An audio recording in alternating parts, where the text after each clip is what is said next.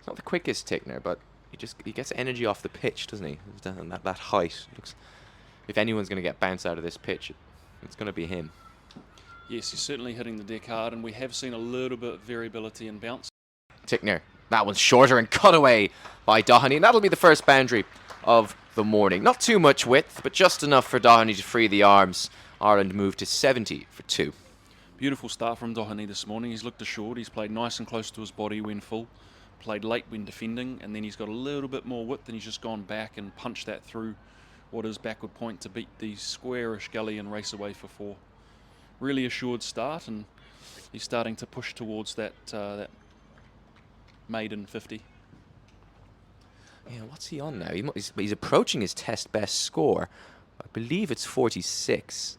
Yeah, he's on 40 now, so he's getting close. Tickner in again. He has a very distinctive stance, does Doheny. High backlift with his shoulder kind of leaning forward, pulsing towards the bowler as he defends that one into the offside. He's practicing a leave. I think he obviously thought that he could have let that one go through on length, but day 3, variable bounce on this pitch.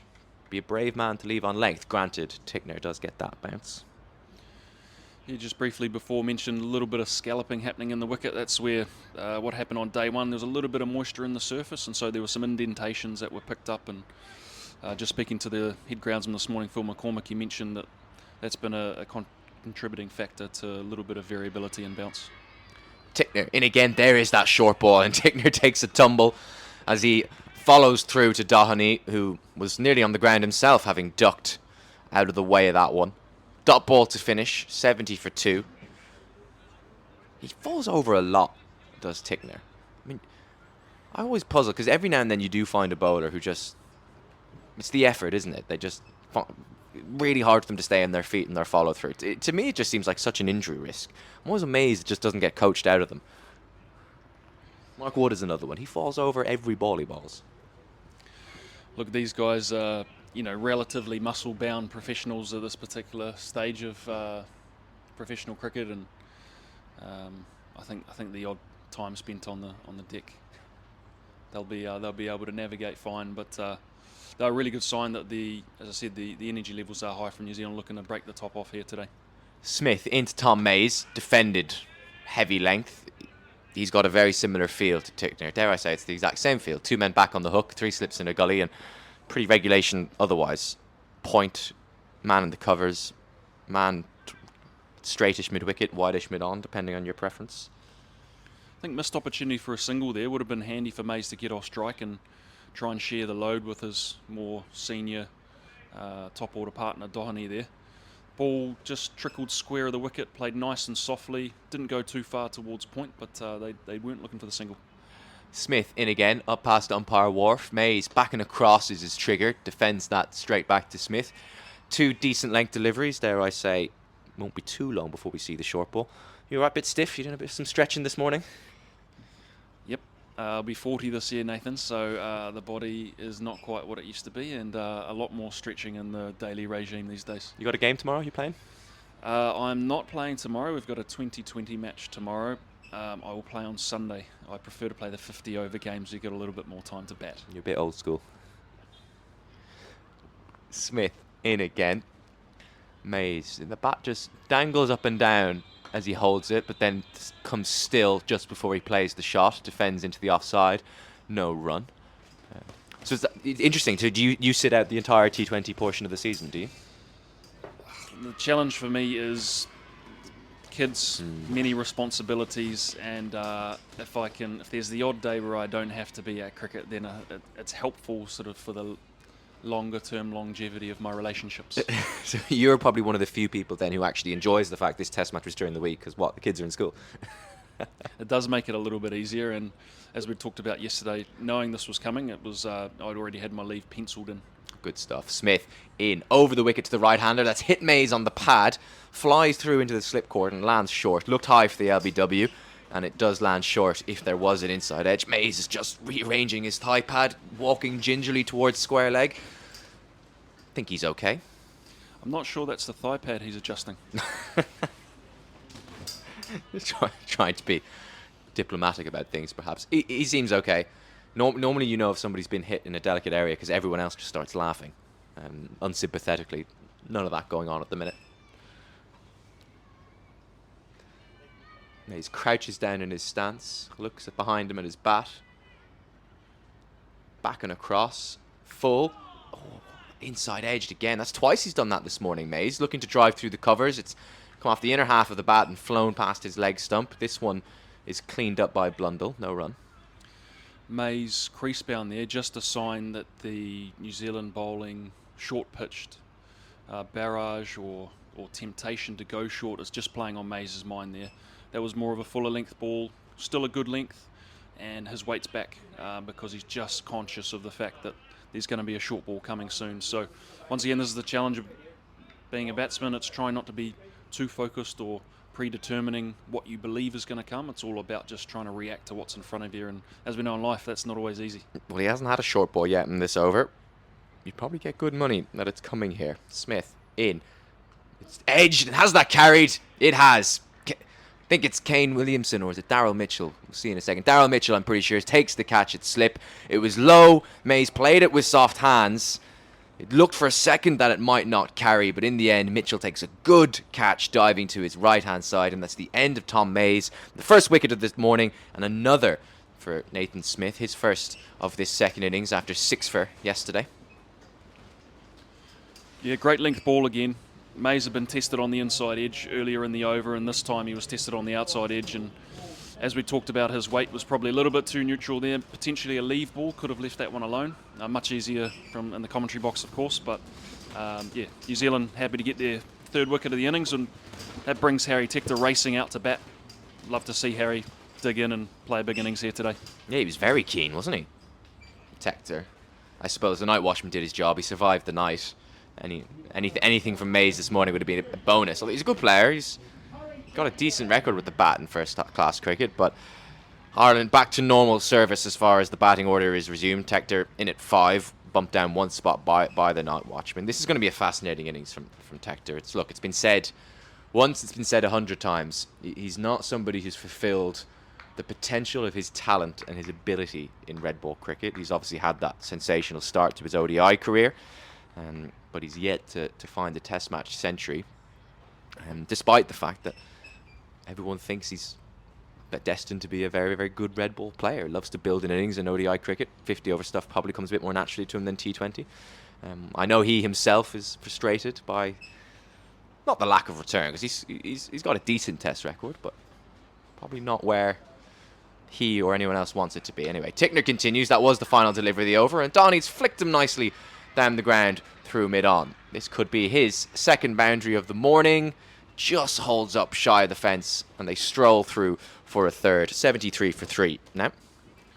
I'm certainly in that camp that believes it's only a matter of time before Harry Tector bangs the door down in Test cricket. He's got the technique, he's got the mental approach, the way he goes about analysing his performances, understanding what his weaknesses are, and obviously enhancing his strengths is really impressive. And as you touched on there, Nathan, great record in 50 over cricket in particular, improving record in T20s, and yeah, as I said, it's just going to be a matter of time before he works it out. This form of the game is tough. You go 2 hours at most. Here he is, first ball, and he's greeted with a bumper, and he ducks it well. I think he knew that one was coming. He ducked almost before Tickner bowled that. He's a tall man, Tector. Tough to get it up around his head, but Tickner managed to do so there. Just as I was alluding to there, the challenge of Test cricket as a batsman is that any first 30 minutes of a session is going to challenge you, whether that's with seam and swing or whether that's with spin. If you can get through that period, the next hour becomes a little bit easier, and then you're starting to think about making sure you're there at the resumption of play once again. So you're not able to find the same rhythm that you can do in white ball at times. Tector angling that front shoulder towards the bowler. Another short ball. This time he just sways out of the way, dropping the hands well. He is a good player, the short ball. He plays the pull shot well, but I think Harry Tector's strength is really getting forward. He's a tall man, big stride, can turn a good length ball into something that's drivable. As Tickner learned to his detriment in 2022, when these two faced each other, Tector scored 2 centuries in 3 games against New Zealand in ODI cricket. I do remember Tickner was one of the bowlers who did get flayed around the ground, particularly with that cover drive. So I wonder if a memory of that battle is still with Tickner here. So that's another short ball, and that one's hit Tector. Just rubbing that right arm. I think it's hit him on the back shoulder. That one looked a little bit painful. He wasn't ready for the 3rd bumper in a row. This is what Test cricket is all about here. Tickner's charging and he's fresh. He's got a new man at the crease. Tector's still trying to find his way in Test cricket, eager to get through this difficult opening spell. He's played the short ball pretty well. That one slightly misjudged. I think that one's just kept a fraction low and it's taken him on the body. He's just taken a little bit of extra time to ready himself for the next delivery. He's okay, Tector. A little bit spooked by that one that hit him, and there is the fuller delivery, but still heavy enough length. Beats Tector on the outside edge. With every ball that goes by here, the Black Caps fielders, you can just hear them. The energy levels are going up. They're enjoying this battle. Mentally here as a batsman, you're just starting to question your ability to see the ball out of the hand and react naturally. You know, when you misjudge one, you start to question whether those instincts are working well. And as we can see, Tector there, he's probably played at one that he was, in hindsight, could have been happy enough to leave. So a great battle between these two early on day 3. Yeah, proper stuff. Early doors here. The Black Caps have been on it this morning. One of Ireland's most talented batters is in a battle here, and this one he sways out of the way, and Nathan Smith again enjoyed that. He's encouraging plenty from just in front of us here at fine leg. Tector survives. End of the over. It was a maiden for Tickner. 73 for 3, I think, is the very small scoreboard in the distance is telling us. Just on Tector, just we'll run through his Test match numbers. This is his 10th Test match, I believe. No, it's his 9th. He averages 26 550s, so he's been able to find scores. I mean, we were waxing lyrical about Andy McBride yesterday. Yesterday was his 6th Test match 50s, so in terms of finding milestones, Tector has a decent record. It's what happens between those knocks that has lowered the average to 26. Just we mentioned how good he is at ODI cricket. Contrast that with an ODI average of 46 as Doheny defends from Smith, and 500s and 1450s in ODI cricket. Look, he's played a lot more ODI cricket, but yeah, the numbers speak for themselves in terms of the return. He's got through that over from Tickner very well. Ideally, what he'd be looking is to try and find that single to get off strike. What you want to do as a partnership, particularly in the longer form of the game, is trying to share that load. If you allow a bowler to bowl 6 balls at you at a time, you can start to work through his plan and start to pull you across the crease and then maybe attack your stumps or your pads. So these guys will be looking to try and rotate the strike, just keep the scoreboard ticking over and put the pressure back on the bowler.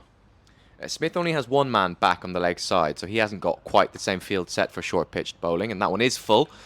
Doheny defends into the offside, no run. Yeah, briefly when Mays was on strike, he did have that second man back, didn't he, Smith? So he gave himself the option of going after him with the short stuff, but he just bowled 6 length balls, didn't he? And Mays kept hanging back, waiting for the short one, and eventually nicked him. Yeah, the old double bluff, just as potent as the short ball barrage can be at times. And yeah, Doheny's hanging forward. I think he realises that's his highest likelihood of dismissal at this particular point in time, and he'll be looking to get through another over here. Smith in again. Doheny shuffles across in his trigger. Good length outside off. I think that just wobbled on its way through to Blundell because he's made a bit of a meal of taking it, but eventually he's gathered it safely. No run. Ireland have lost 1 wicket this morning. The night watchman Tom Mays is back in the hutch. They are 73 for 3. They need another 238 runs to make New Zealand bat again. If New Zealand takes 7 more wickets before those 238 runs arrive, they will win by an innings. Stephen Doheny is the not-out batter overnight. He's on 43.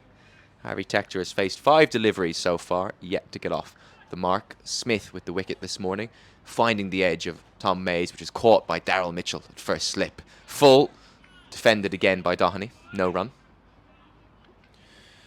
Yeah, Doheny, somewhat of a veteran for his age when it comes to first-class cricket in this country. He's played 15 first-class matches. This is only his 2nd test, but 2 first-class 50s in there. And we're talking a much higher number of list A, 72 list A matches where he scored 300, so very capable batter.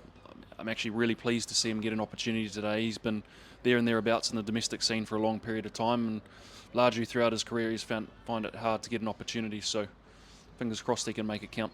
He's got an incredible club record, Doherty. I mean, he just churns out runs for Marion, doesn't he? And of course, he started off at Rush, which was the club where Owen Morgan started out his cricket in North Dublin. Smith in, full off the inside edge. Can't find a gap on the leg side. They have put that second fielder back now at square leg, just putting the threat of a short ball into the mind of Doherty. Maybe that's why it didn't quite get forward. A bit of an inside edge with an unconvincing defensive stroke. No run. Yeah, he's roughly my age, Doherty, so I used to play against him quite a lot when we played Rush. And there was 3 of them. There was Doherty, a bloke called Dean Brogan, and Josh Murphy, who were pretty dominant underage cricketers. We used to hate going up to Rush to play. And then they also had a young Neil Rock, because he's from that club as well. They're pretty good at, into 13, 15, 17s level, as that's left alone by Doherty. I remember we beat them once in a T20 quarter-final to get to under 15s finals day. I don't think I've ever celebrated a game quite as hard as that. It was incredible. They were a gun youth team. Them Clontarf and North County, all the North Dublin clubs at my age group, they were, hard cricketers. They'd come down to us Southsiders and see us as soft, and more often than not batter us. The Delaney brothers of Clontarf were case in point. I mean, David, there's a story unto himself, but he was always quick. He used to just run up and just try to hit people as a 15-year-old. He just knew, I can bowl 75 miles an hour at 15 and none of you can get anywhere near it. And wasn't a fun experience. Speaking of not fun experiences, Tector is still on strike here with Tickner as plays and misses outside the off. Not quite under the short ball. He's been peppered since entering proceedings here, Tector, but he survives on that occasion. Speaking of Rush, we have actually drawn them in the next round of the Irish Cup. You have, so yes. I'm very much looking forward to getting back down there. I played there once in 2012 for Malahide. And it's a small ground. Small ground. We lost that day, so I have some unfinished business, Nathan. Very good. Yeah, it's been a great Irish Senior Cup, but bloody hell. Whose cornflakes did Pembroke urinate in? First 3 rounds, away at Warringstown, away at Instonians, and now away at Lisburn. Tickner in again. Tector sways out of the way of that short ball. His battle with Tickner's short ball barrage continues. Yet to get off the mark, Tector. He's faced 7 deliveries, 73 for 3. What? The three of the strongest, if not the strongest clubs in the NCU. I mean, Ellie might disagree with that. With CSNI. Over the last 3 seasons, those are the 3 teams who have won the league, so absolutely they'd be the top 3. And Pembroke have to come up on their travels each time. I mean, people won't have much sympathy with Pembroke. I have little sympathy with Pembroke, given they stole all of YM's Ireland internationals when we went under as a club. Tector forward, not quite with a big stride, beaten on the outside edge. So they certainly have the cattle, so to speak, do Pembroke, including this man here who's on strike, Harry Tector.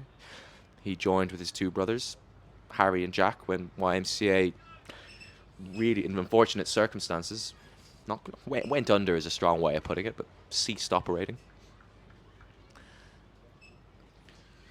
Tickner once again forcing Tector to decide, are you playing forward, are you playing back? Back of a length delivery, Tector's tried to defend that. Probably was a leave ball in hindsight, but due to the nature of the shorter stuff, it feels like a fuller delivery. Really fuller, not quite full enough. Tector, I think, is quite happy just to play inside the line of that one and let it beat him on the outside edge. This period is challenging Harry Tector's mental capabilities.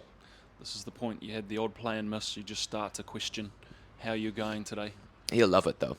Harry, we spoke yesterday about McBride and the cliche with him, but it is a cliche because it's true, because that he's a gritty cricketer, and you wonder if that could rub off on some of those around him. One man who probably doesn't need that help with the mindset is Tector. He loves the battle. He'll be well up for this. Short again, Tector defends, and Tickner stays on his feet this time in his follow through. I think he did his best not to fall over there, just so he could get up in Tector's face and have a look at him after sticking one up his nose. Very well played by Tector. He's decided to duck underneath that one and did it with relative ease. Forces Tickner here to dig into the well and see how much fitness, how much energy, how much strength he has to be able to constantly get back to the top of his mark and run it again. And deliver something fearsome. It's an interesting field because square leg has come up to save one, so it's just fine leg back. So if Techner wants to take it on and can get it in front of, well, not even in front of square, but square of fine leg, there are runs there. That's a heavy length, left alone outside off. Techner continues to survive, albeit he is yet to get off the mark. Another maiden for Tickner, 73 for 3. Do you fancy a stint, Rog? I think we've done half an hour. Right, Roger McCann is going to join in. I'll see if I can go find someone to give Mark Allison a break at some point as well. Thank you, Nathan. Good morning, everyone. Morning, Mark. And it's a morning that is brightening. It started pretty heavy cloud, but the sun is poking through, which I think the Ireland batters will welcome. It's been a tough battle so far. Nate Smith and Tickner have bowled all morning with one breakthrough, but the longer these two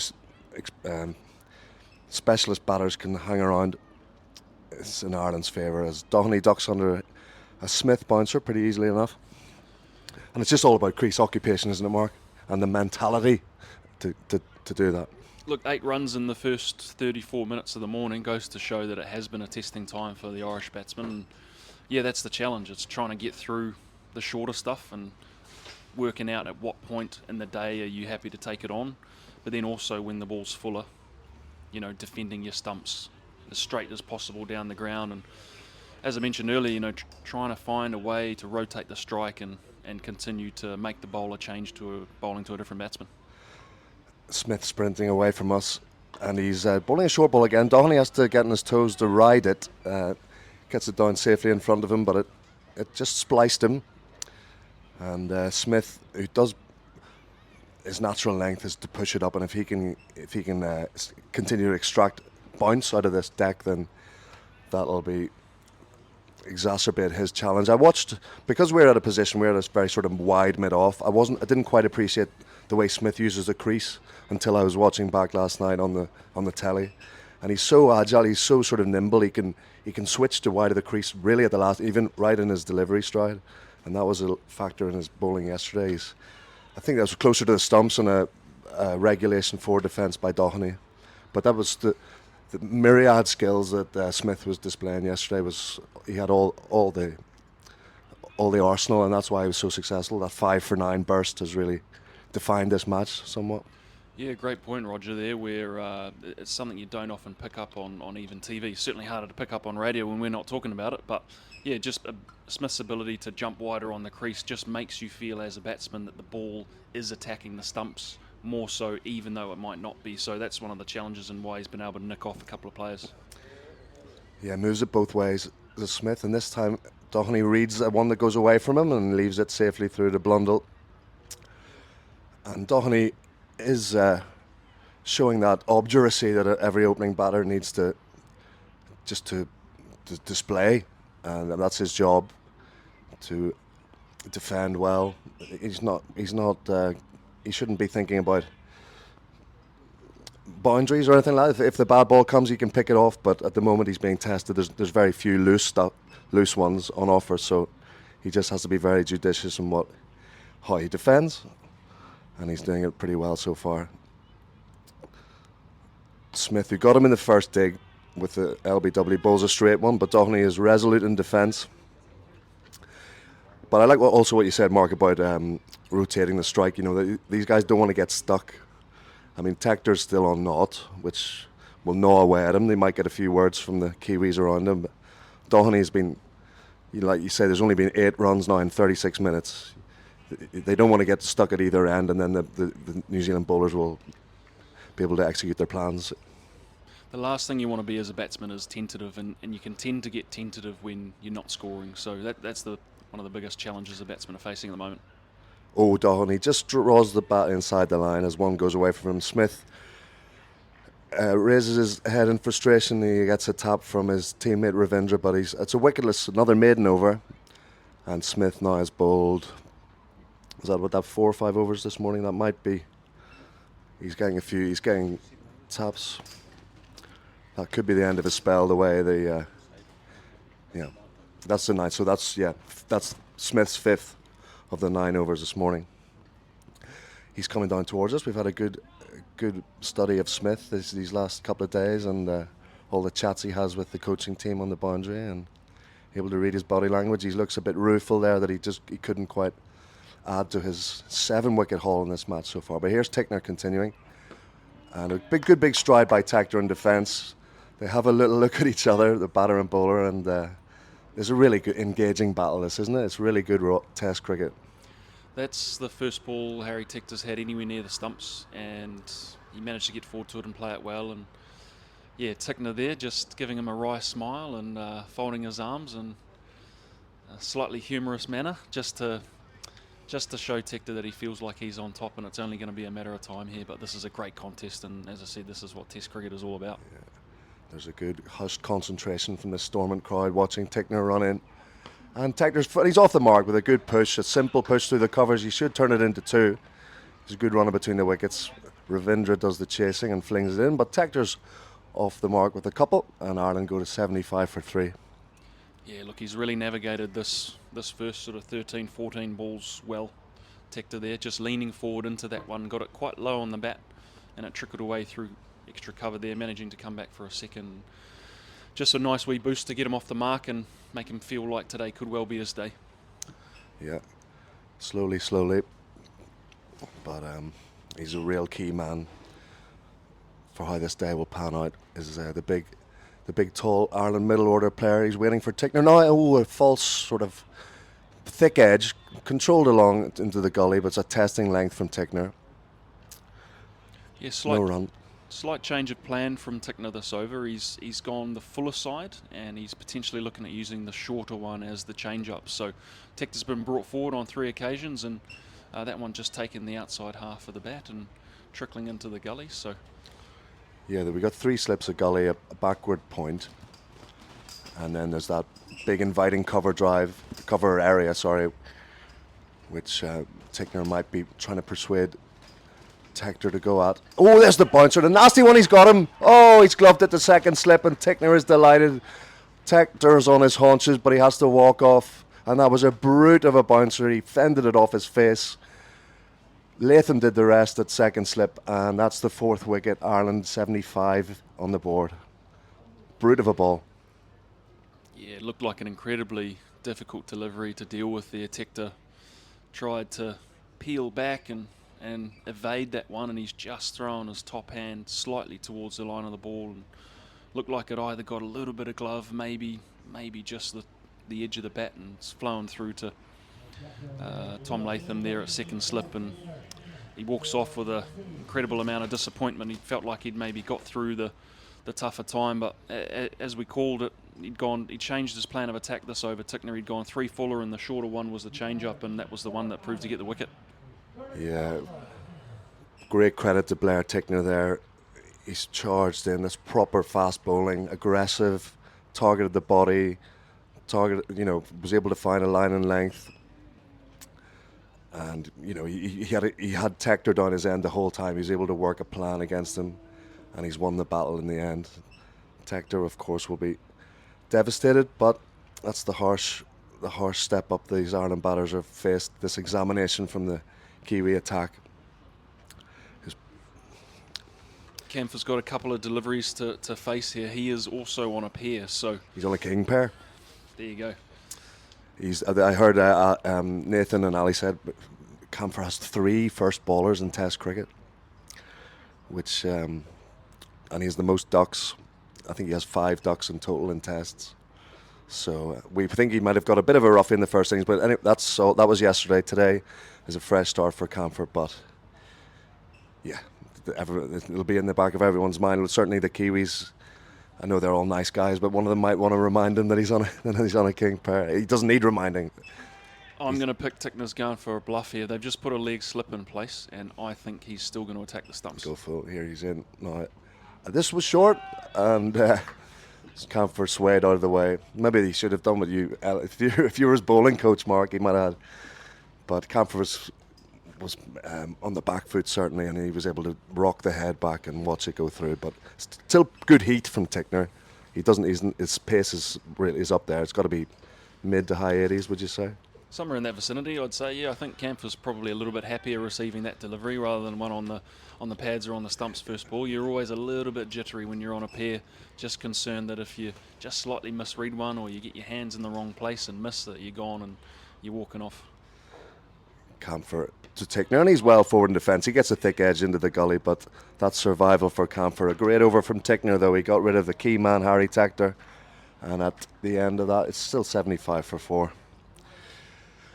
Well, it's tense stuff, isn't it? If you're of an Irish persuasion, and the Kiwis are really bringing the intensity this morning. There will be a bowling change, but that was a great opening salvo from Smith and Tickner. They got a wicket each, and that's exactly what will have been demanded of them, and they've done their bit for their team.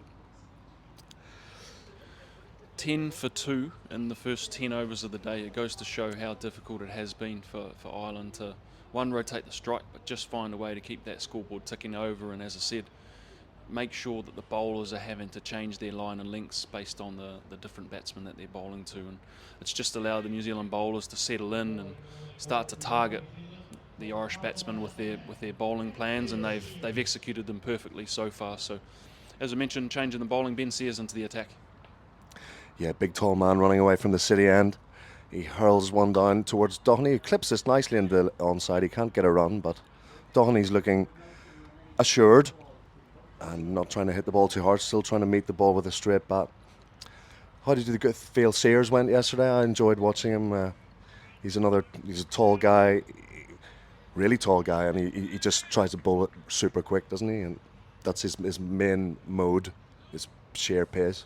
Yeah, look, he warmed into his second spell nicely. He'll be a little bit disappointed bowling into the wind this morning. I think he would have liked to have a crack from the other end. Yeah, that's interesting as well. That's left alone. Dies on Blundell, who takes it well, but good leave by Doheny. Yeah, there's not a lot of breeze. It's a fairly still day, but if any breeze comes from that eastern part of the city, the Dundonald end. And you were right, when he had it behind him yesterday, he was really flying in.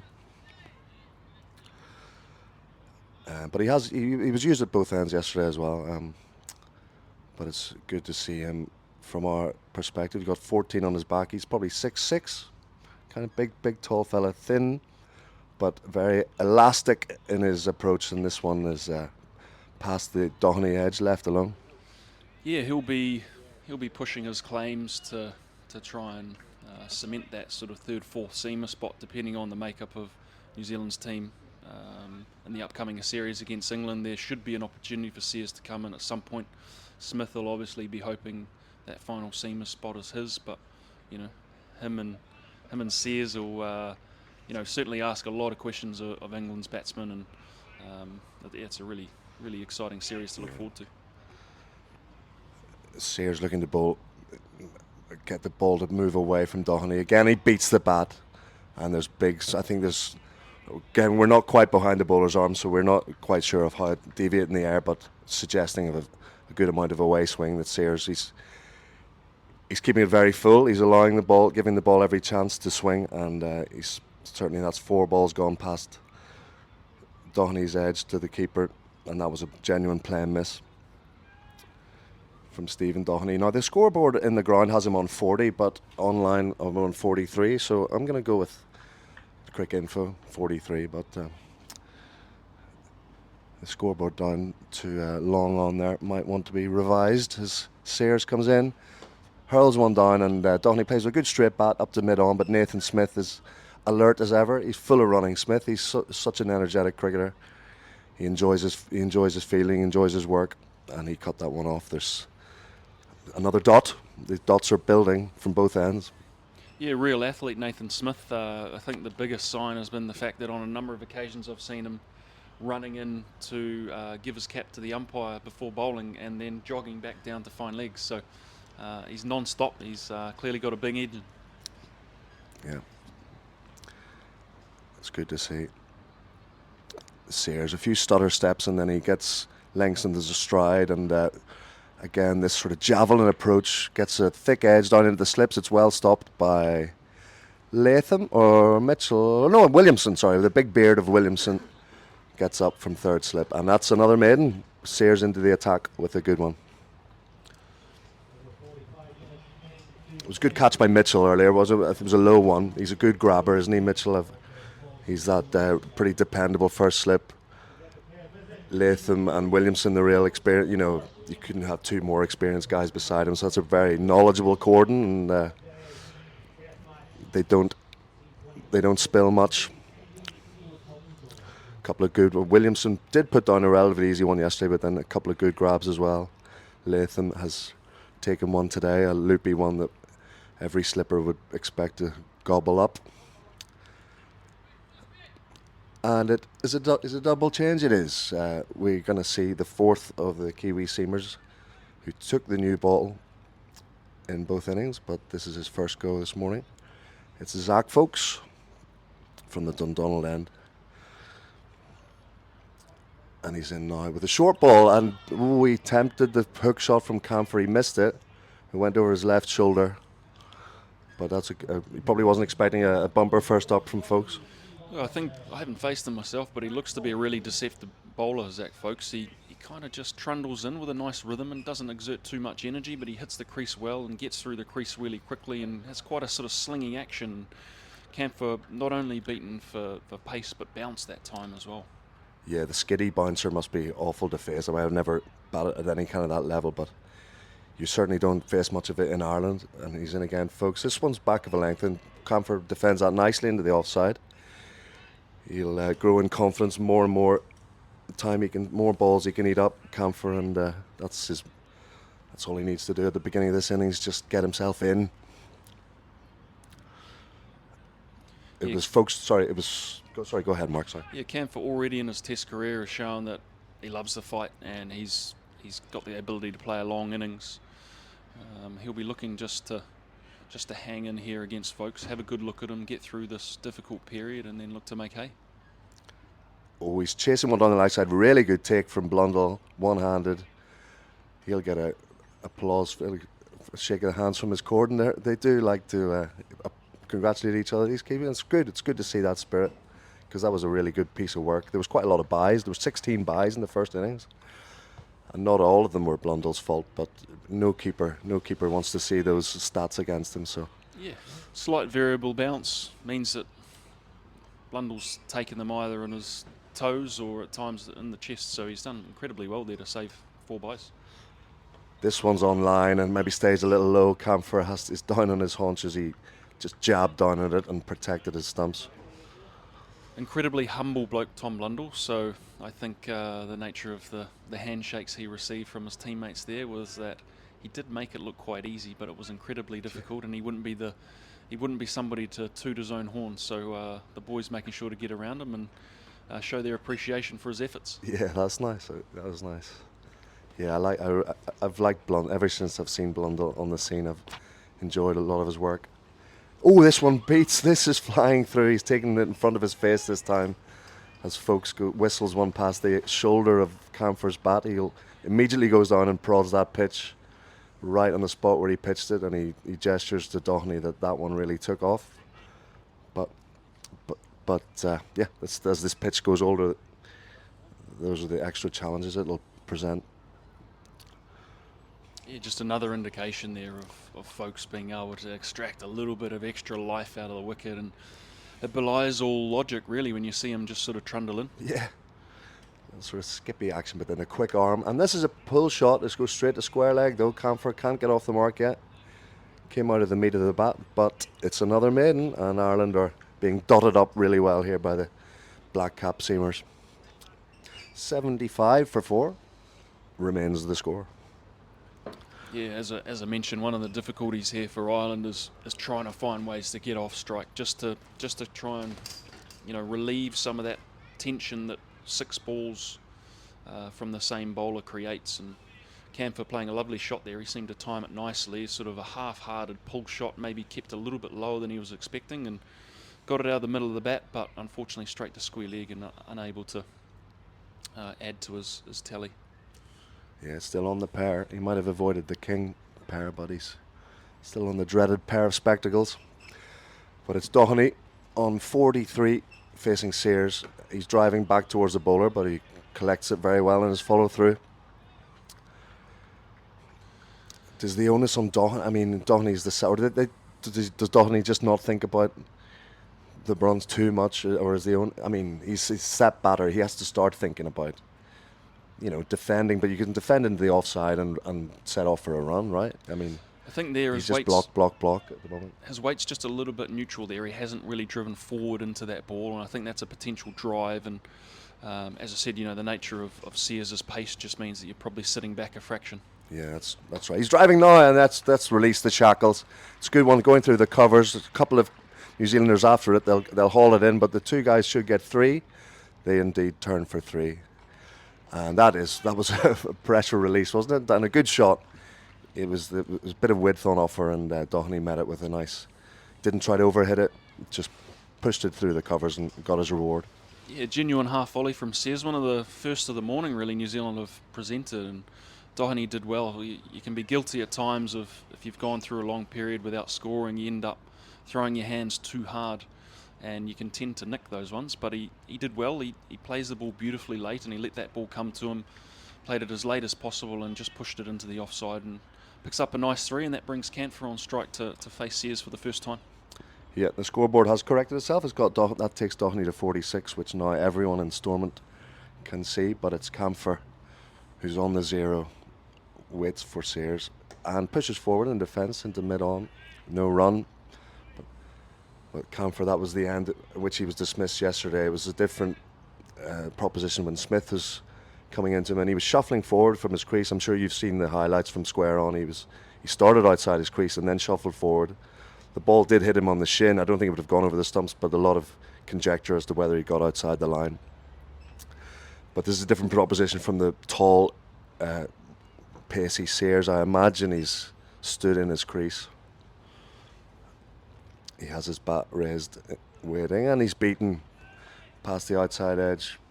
That away swing from Sears, a good length, and Cantfor will just have to put that at the back of the mind. He's been beaten, but he's still there. Yeah, I think for any of the younger listeners, I think one thing to take out of this is, if you play and miss, it's not necessarily a negative. It's a good thing. You're still out there. You've had another opportunity to see what's on offer, and the last thing you want is to nick that, and your day is over. So, try and take that as a positive. You've now got the opportunity to present something different to the next ball. Sears offers some width, and it's cut away really well from Cantfor. He's off the mark with an authoritative stroke, short and wide, and put away nicely for 4. Yes, he's climbed all into that cut shot. Cantfor was just waiting for some opportunity to get his innings underway, and Sears has missed his line and length too wide, and he's absolutely crushed that over point. Yeah, you've got to be positive in defence and then positive in attack. If there's anything loose, you put it away with authority, and that gets the innings going.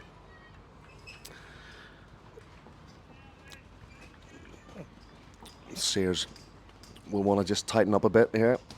There's the breeze picks up a little bit at Stormont. He's in now, as well defended, back down the pitch. Super straight bat from Cantfor, and he's Ireland, with relative riches of 7 from that over, have moved to 82 for 4. Mark, I've really enjoyed chatting with you. And I was looking at your Insta last night. You've got if the listeners don't know, you should really check out. It's at Batting Mentality, and Mark, you've heard him talk about it on the mic these last 3 days. But if you can really get in depth in his level of expertise, and get after it. Mark's the man. Yeah, I think one of the biggest things I've noticed as a young player coming through, and then dealing with a lot of coaches over the years, is as a coach, we tend to focus largely on the technical side of the game, and I think the tactical, mental aspects aren't always given the level of attention that they require. Yeah, now one of the slips has come out as Smith bowls a bouncer over the head of Doherty. He has no interest in it. So another little small victory from Ireland, that they've taken out a catcher. That man has gone onto the... We didn't have the deep backward square before, did we? And there's a short mid-wicket. That suggests folks with his natural in-swing is going to look for wickets on both sides of the strip. he got Doheny waits for him, bat raised and leaves one safely through to the keeper.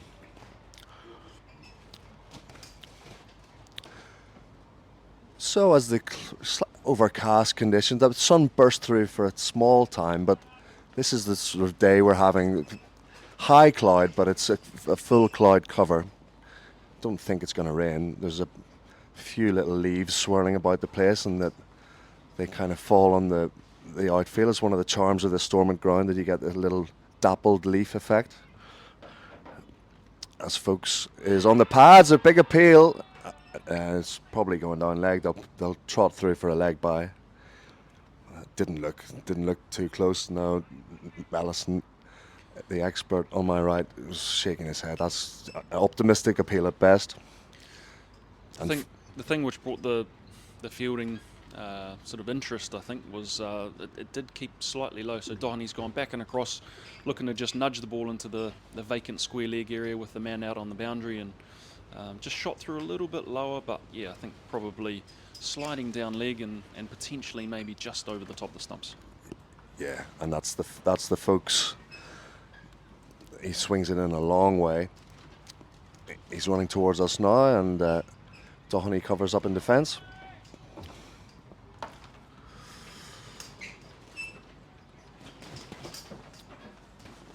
Both in short sleeve sweaters and long sleeve shirts, these two Irish batters, and they're a similar size. So neither are tall men. So you just got to keep on top of who's facing, because you can't see those numbers. But this is Doheny, the set batter on 46.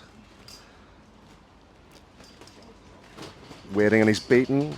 Again, that one whistles past the edge. But a play and miss that he shouldn't worry about too much. I think, it's Camphor. I've confused myself. It was Camphor that was facing.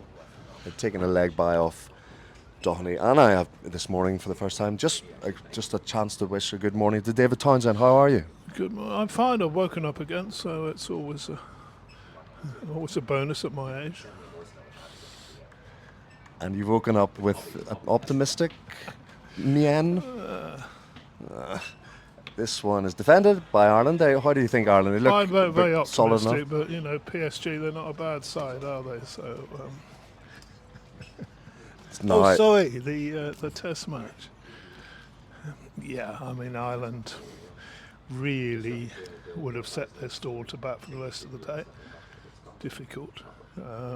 Horrible forecast tomorrow. If they could bat the rest of the day, they might get a draw out of this.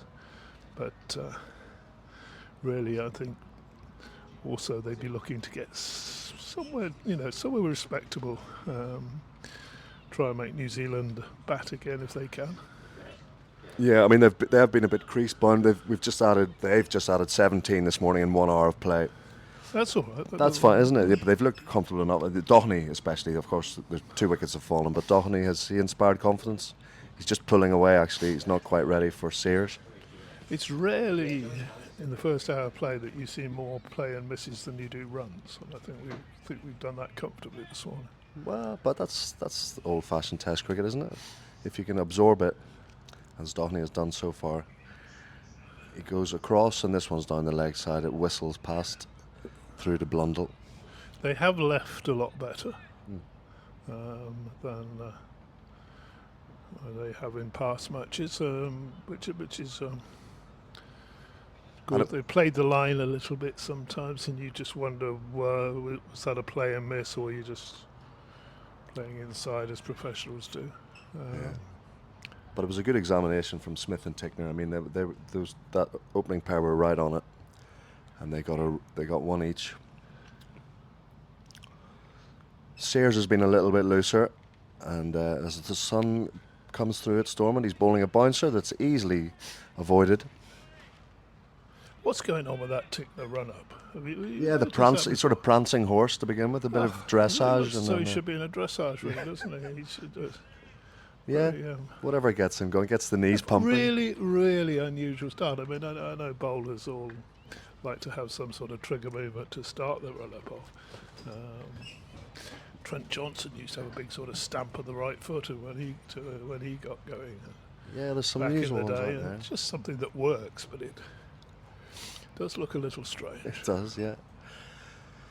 Sears, he gets high in his delivery stride and it's well fielded in the gully as Dohney defends into the ground. Yeah, some unusual actions and Well, the and action, run-ups the action and, fight, yeah. no, unusual start. yeah, and start there's styles for all these bowlers. Sorry, they all have their It's idiosyncrasy. a sort of little bit forward and a little bit back. You almost imagine it's a sort of run-up that John Inman would have had if he'd have been a fast bowler. Well, whatever suits you, sir.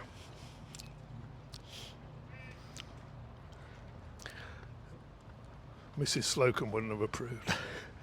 Sears hurls one down, very full and dug out by Dohney, straight up to mid-on, no run. A bit too old, that sitcom for you. You're probably more Father Ted man these days, eh? I admire all comedy, you know, throughout a deep dig into the archives to see some of the black and the white stuff that you grew up with, David. Oh, there's some classics, but most of them have to have a warning at the start of them these days that they might be saying something that's not. Ever decreasing circles. Now that one had a great cricket episode.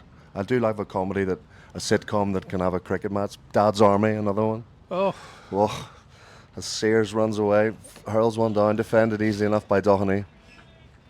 Did you ever see the Ever Decreasing Circles cricket match? I didn't see that one. Well, I can't remember. Peter Egan, very stylish batsman. No relation to Jake. No, well, we haven't seen Jake bat enough. Maybe let's compare the styles. I'm assuming they are related based on their batting prowess. How did we get onto that? Oh, yeah. Are you being served? Or well, I hope the listeners are being served some reasonable comment. We'll get more serious now as Sears bowls. But Dohney, the reason we have the chance to be a bit lighthearted is because Ireland are looking relatively comfortable. Dohney, they're still there. Dohney has pushed one into the onside. Okay, Nathan is sceptical. He's going to get on the mic and Well, I'm just thinking that on the are they being served theme, that if they do bat through the day, young Mr. Heinrich Mallon could say, "You've all done very well" at the end. You wouldn't know what I'm talking about, would you? What, people doing well? Or that tends not to happen when I'm around. Are you being served? Classic British comedy. Oh yes, you were talking about comedies. No, my comedy choices these days tends to be just commentating alongside you, David. Although I think sometimes those warnings you attach to your comedy, we might need to put one next to your name when you walk into the tent. A lot of the great comedians did all of their best work in black and white. Oaks continues. Camphor's in behind that one. No, that's Dohney. Spike Milligan, would you know who he was? Yeah, of course, yes. Few cricket connections with Spike. I tell you what, the opposite of comedy. Harry Texter probably wasn't amused when he saw that delivery follow him from Blair Tickner, and as he was kind of contorted himself back to try and get out the way, and the ball follows him, and it hits him in the glove right in front of his nose, and flies through. That wasn't a. Well, I'm sure Blair Tickner found it quite amusing. But back in the day, you see, players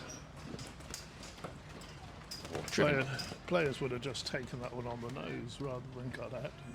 Brian Close particularly. He was one of the hard men of cricket. They've got some great stories of Close. Dohney drives that one nicely down the ground, but it's straight back to the bowler on his follow through. I'm sure you've got stories about everybody, DT. I think that Brian, one of the best stories of Brian Close, the old Yorkshire captain, and at the time the youngest player to play for England. I think he played at a very young age. Oaks in again. Cries of catch it as that one flies down the leg side. It obviously missed everything as Dohney tried to flick off his rib cage. Good diving stop from Blundell. You'll remember, surely as a historian of the game, that little session when he faced Michael Holding at Old Trafford, which was some of the most brutal cricket. Yeah, the pictures of the I bruises think we've ever seen, and the bruises. Yeah. But there are other great stories where he fielded at short leg that went a sweep shot into his forehead, bounced up in the air. He shouted, "Catch it," and then collapsed. Did he catch it before collapsing, or did someone else? I think it went to ground. I don't think anybody else caught it. But Which went to ground first, him or the catch? Defended by Doheny, no run. But to have that sort of instinctive reaction to being struck on the head of catch the ball, and then we'll deal with the physio later on. Probably wasn't even a physio those days. No concussion protocols, that's for sure. Well, they'd have come on with a magic sponge in those days. Don't know what's happened to the magic sponge now. It's a bit less magic now, isn't it? Yeah. Folks, in, short, Doheny takes it on, cries of catch, but he's gotten on top of it beautifully. And he's pulled in front to square to the boundary, and it's a maiden Test match 50 for Stephen Doheny. 51 off 96 deliveries. He's found the boundary 9 times in this innings. So 36 of his 51 runs have come via the boundary. He's batted well, hasn't he? And it's an important innings for Doheny because, it's obviously Andy Balbirnie's got a while to go yet, but he's looking for a long-time opening partner, I'd suggest. Folks, in again with the short ball. This time Doheny ducks underneath it. End of the over. Ireland are 88 for 4. They still need another 223 to make the Black Caps bat again. And if Doheny bats on here, gets 70, 80, better still if he gets to 3 figures, then you would think that he would have one of those 2 opening positions for certainly the next couple of years. He's had an interesting career, Doheny. I mean, he was semi in the frame when Ireland returned to red ball cricket in early 2023, but he got left out. He got left out of a batting camp. I think it was in Portugal or Spain, one of those warm weather training facilities they go to. They were heading out there for a red ball batting camp before going to Bangladesh. And he got left out of that group, having thought he had a good chance of going. I don't think he was too impressed by that decision, but such is life. Cricketers are never impressed when they get left out of things. Camphor on strike to Sears. Another short ball. Camphor watches that whiz by his nose. And then he got into the ODI side. He was in the ODI side that year, despite missing out on red ball. And you remember he kept getting caught at point. He was at Chelmsford against Bangladesh. Yeah, he was a fringe player, wasn't he? Sort of in and out and not settled. And I think if he gets the feeling that he's got his feet under the table, and he's got that opening position for 6 months, a year, or whatever, for sure, that would give him a lot of confidence. Ireland 88 for 4, following on, of course. Sears into Camphor. Short ball followed by the full ball. Unconvincing defensive stroke, beaten on the outside edge. But yes, if you remember, so he played in those 3 ODIs against Bangladesh and Chelmsford, struggled, got dropped for a technical flaw, was the line that was given. We never found out what that technical flaw was. Considering he kept getting caught at point, it was probably something to do with that.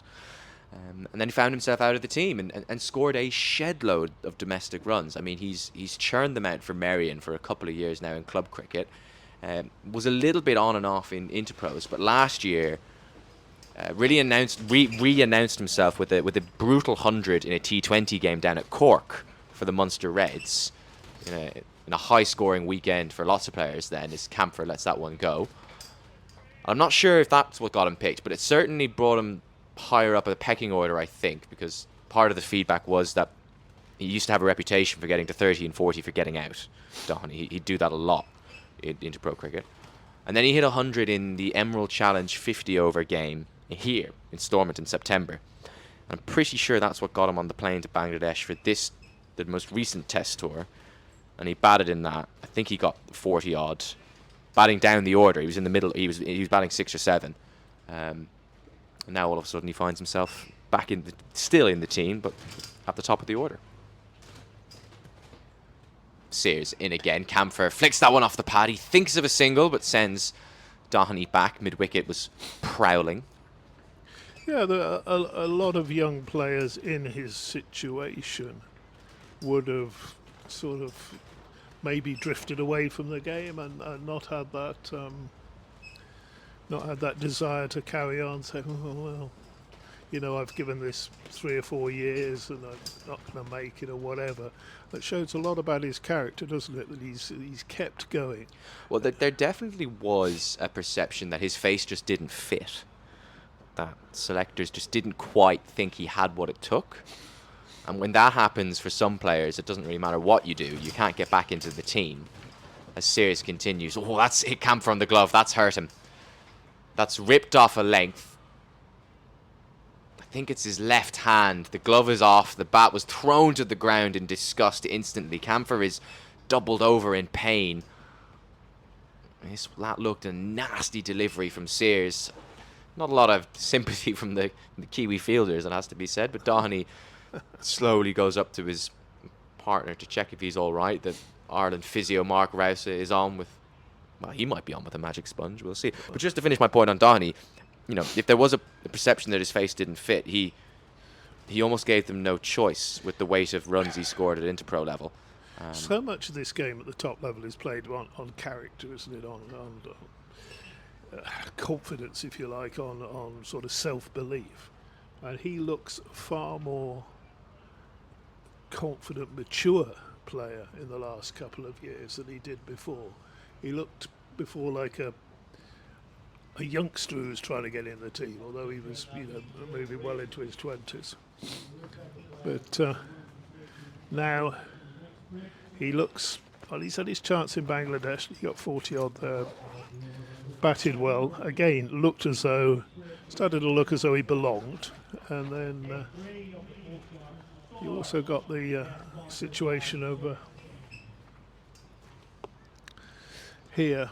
First innings, well, second ball, it was a good delivery and it beat him. Fair enough, that can happen. But last night and again today, it's been a case of going to his 50. And you've got, you could have a go in mine, far more impressive. Sorry, your binoculars are much bigger than my binoculars. That's not a euphemism, I promise. Just sorry, concern here for Curtis Camphor. That's why the binoculars are out. Trying to see if we can get a view of his face to see how much pain he's in. He's still kind of doubled over. He's now toweling off his face. Physio is looking at him. Stephen Doheny had a consoling arm around his shoulder a moment or two ago. He's now walking off to have a chat with Rod Tucker, the umpire. And now one of the Ireland sub-fielders is consoling Camphor. He's just testing out if he can grip the bat. It's his left hand. It took a vicious blow from Sears. The ball just whipped up off a length. And you could hear the cry of anguish from Camphor. And straight away, the way he threw the bat on the floor, you just knew something was amiss. He was just in a lot of pain. Yeah, it's a shame for Camphor, who's got out yesterday. First ball, he was unlucky yesterday. He's been.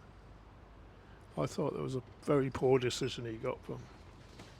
Yeah, you were seething yesterday, Well, foaming at the mouth. You were so the steam was coming out of your ears as you came into the commentary box. It's almost as if you saw the decision, you marched in here and said, "Someone give me a microphone. I need to show Rod Tucker what I think of his decision making." was it Rod Tucker or was it? It was Rod Tucker, yeah. No, it was the other end, wasn't it? Rod Tucker gave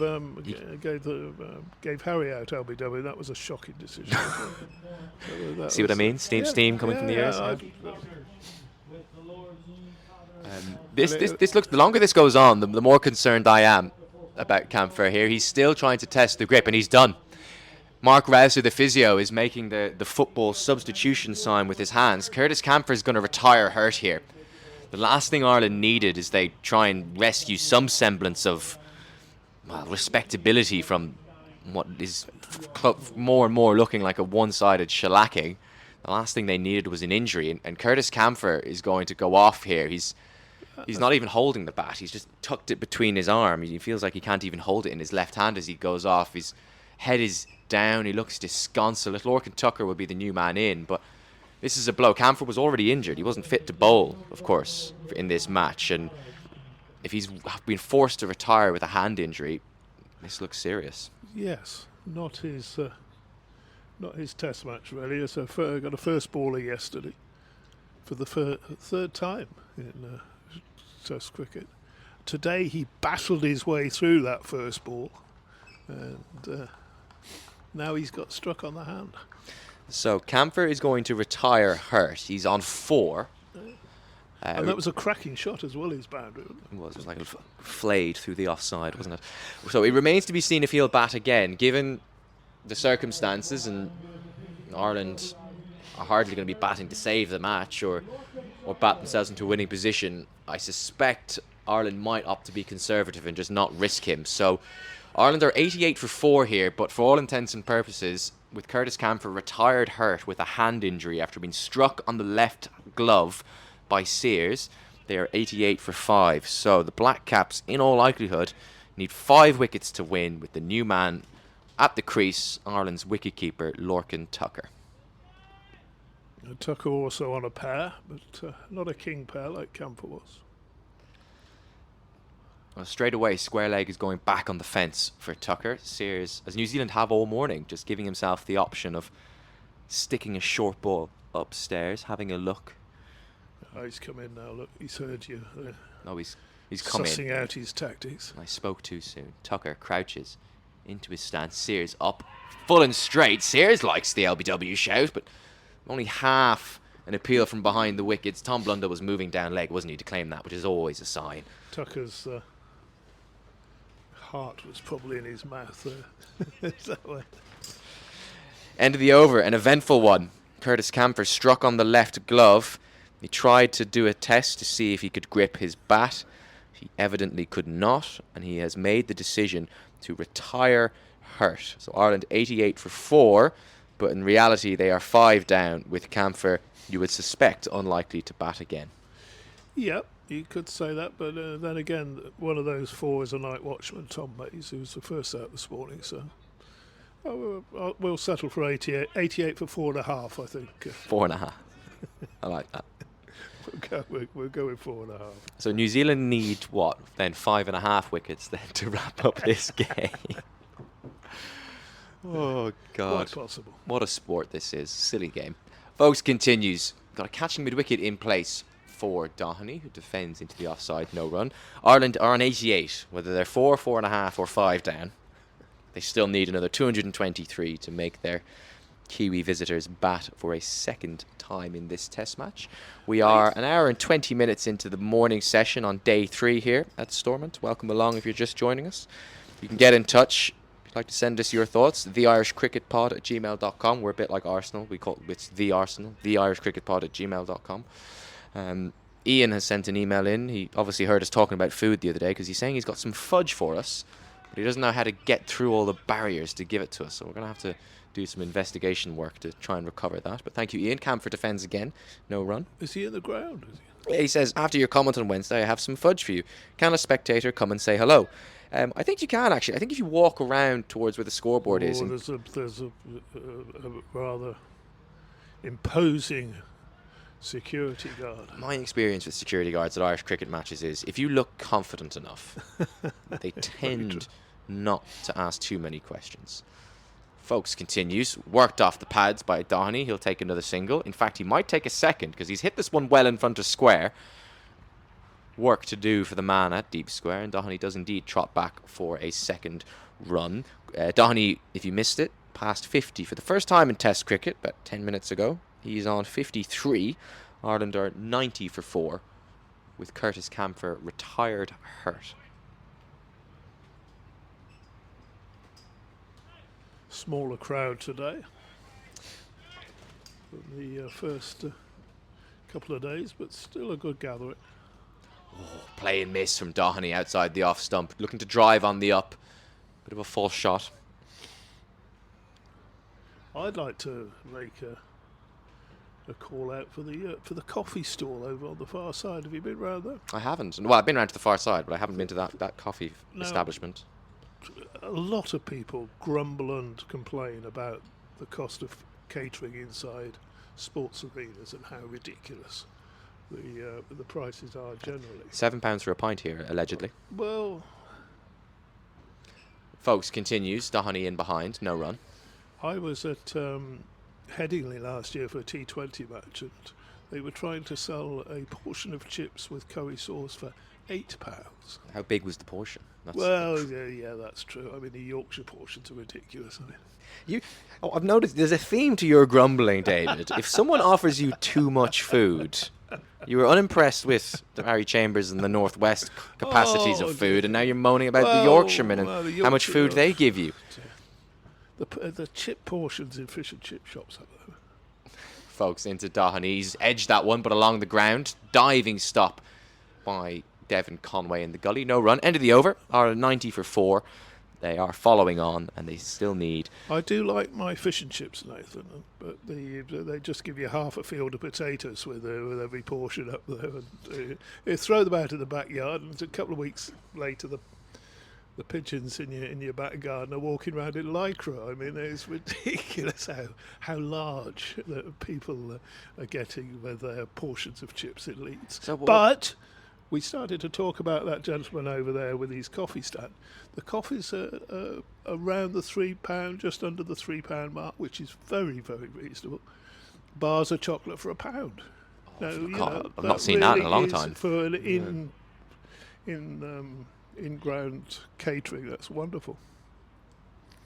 Sears continues. Lorcan Tucker is on strike with that distinctive bat lift of his. He leaves it alone outside the off. Yeah, it's incredible. Isn't it? He doesn't have that conventional back lift where they always tell you kind of angle the face towards second slip, tends to be the guidance. His is angled almost towards point. It's just turned in his hand. It's a very distinctive style that Lorcan Tucker has. Yeah. Oh, we've always, I don't know about you when you got your early coaching, but we were sort of taught to pick up the back sort of towards gully, fifth slip, somewhere in that region. That was the orthodoxy in those days. Now it is far more straight up, isn't it? That's what you were saying. Yeah, well, Tucker gathers his bat, points it up towards point, leans forward with that left shoulder, guides the ball along the ground with soft hands into the slips, and it's another good diving stop by Devon Conway in there. Tucker remains yet to get off the mark. If you in the last century, in the 80s and 90s, that sort of stance began to creep in with certain players, but to hold the bat up near your ear then was just so so out there. It was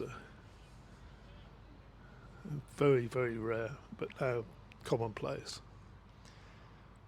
Tucker on a pair, of course. Sears in, short, guided on the back foot, timed nicely, but it's straight to point. No run. Yeah, he bowled well this morning again, New Zealand. They've been accurate. They've been bowling to their plans. They were quite clear what the plan with Harry Tector was, which is to give him a lot of short stuff, and eventually got him with one. But we were saying they bowled similar to the way the Island seamers bowled, except they bowled about 10 miles an hour quicker, and that made a big difference. And dare I say, with fewer mistake deliveries, fewer release balls, if that makes sense. Yeah. Sears in again. Oh, Tucker's beaten on the outside edge. That looked a good ball. It definitely looks like it's been moving around consistently all morning. What are we? An hour and 25 minutes into the session, and we're slightly side on. We're not directly behind the bowler's arm, so we can't see for sure the movement off the pitch. But based on the way these Ireland batters are playing it, it looks like that there's still plenty going on. You can usually tell that for the way the batsman's feet are moving, can't you? Where the late adjustment. It's a good examination, Wherever this. you are. Sears, number 14 on his back, takes 2 or 3 short strides, and then all of a sudden gets into his run up, into his distinctive gather. Tucker again off the outside edge, but along the floor. He's desperate for that first run, isn't he? Well, he's kept Devon Conway busy in there. I think it's 3 or 4 times now in Tucker's short stay at the crease so far. He's managed to pick him out with soft hands in the gully. A couple of yards either side, and I think he'd be away with a couple or even a boundary down to third. Ireland are 90 for 4, although that could be for 5, given Curtis Camphor retired hurt with a undisclosed hand injury. He was struck by Sears 2 overs ago. That is why Tucker is currently at the crease. Full. Oh, he's beaten him again. That one definitely moved away. You can tell Sears can't quite believe that beat the outside edge or missed it. He just throws his hands into the air, has a look at Tucker. Tucker doesn't really oblige him with a return stare. End of the over.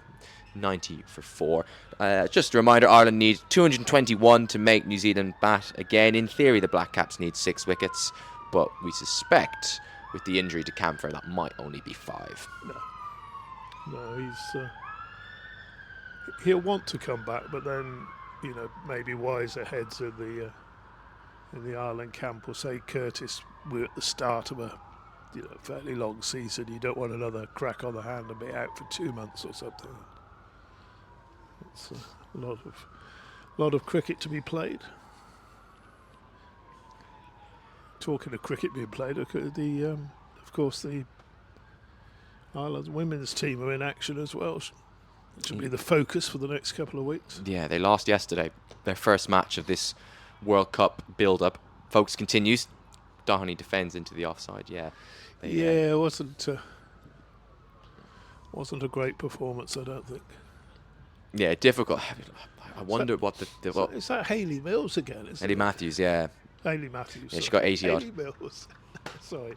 She got 88. They only needed about 102, I think, and she got 80 odd of that. So 82 off 44 balls, if memory serves. yeah, she's She always does it to Ireland. she does it to everybody. I think she's Well, almost yeah, certainly but- the best batter in the world. Maybe one of the Australians might have something to say about that, but given what the rest of that West Indies batting lineup looks like, dare I say she's the most important batter to one side going around at this stage. Doheny ducks underneath the bouncer. Well, with Scotland as well, you've got Catherine Bryce, who's so important to their team as well. Those two teams are relying on one star player, which is if they fail, but they don't very often. Yeah, well, Matthews definitely doesn't fail very often. Matthews Ireland is- have their trio, don't they? The Lewis, Hunter, and Prendergast. A couple of years ago, Triumvirate. when Ed Joyce took the women over to the Caribbean, Doheny in behind defends that one off, folks. Ireland had serious hopes of actually winning that series or coming away with a couple of victories when they went over there. Hayley Matthews every game seemed to beat them. I remember saying to Ed, have you checked whether she's got a bit of whether she qualifies for an Irish passport? She'd be very useful in your lineup. Yeah, they were sick of the sight of her by the end of that tour, all right. West Indies are a pool opponent for Ireland in that World Cup coming up, as Doheny plays that one through mid-wicket. I think he tried to hit that one a bit straighter, but it's come off the inside edge, and it's actually raced away towards the boundary. Tickner pulls it up just short, but Doheny will trot back for a third. That takes Ireland to 93 for 4. Doheny moves on to 56. Yeah, and you mentioned Scotland. That's Ireland's first opponent in that World Cup. June the 12th, I believe, up in Manchester. Are you sticking around in this part of the globe? Are you going to be in the UK for the summer? Will you go to any of those games? Not the entire summer. I have to go back over to Thailand and look after my various interests over there for a few weeks. Yeah, I'll be going to as many of those Ireland games in the World Cup as possible. Dare I say all of them. Be the beauty of an England World Cup, close to home and easy to get around. Tucker now on strike, and he pushes that into the offside, and it's a sharp single, but it takes the Irish wicketkeeper off a pair. He gets off the mark. And that's a lovely feeling. I can't say in my cricketing career that I was ever on a pair, but that was only because I only ever played in one innings games, I think. A pair from one Saturday to the next, perhaps. But I was once out for a golden duck. Have you ever had a golden duck? Oh yeah. Oh yes, he says. A handful, a few, yeah. A few. Yeah, I can remember one very distinctly, but I'm sure there's been a few more. That looked like it might have been a wide overhead height. As Doheny didn't need to duck even in the slightest to let that one go through. But it's the end of another over, 94 for 4. New Zealand have bowled 36 in this second Irish innings. They are following on after being bowled out for 179 yesterday. New Zealand declared in the morning session on day 2 on 490. Ireland still trail by 217. In theory, with 6 wickets in hand, albeit that remains to be seen with Camphor's undisclosed hand injury. Welcome along. Nathan Johns here alongside David Townsend. You can get in touch with us, the Irish Cricket Pod @gmail.com. Social media as well, @Irish Cricket Pod.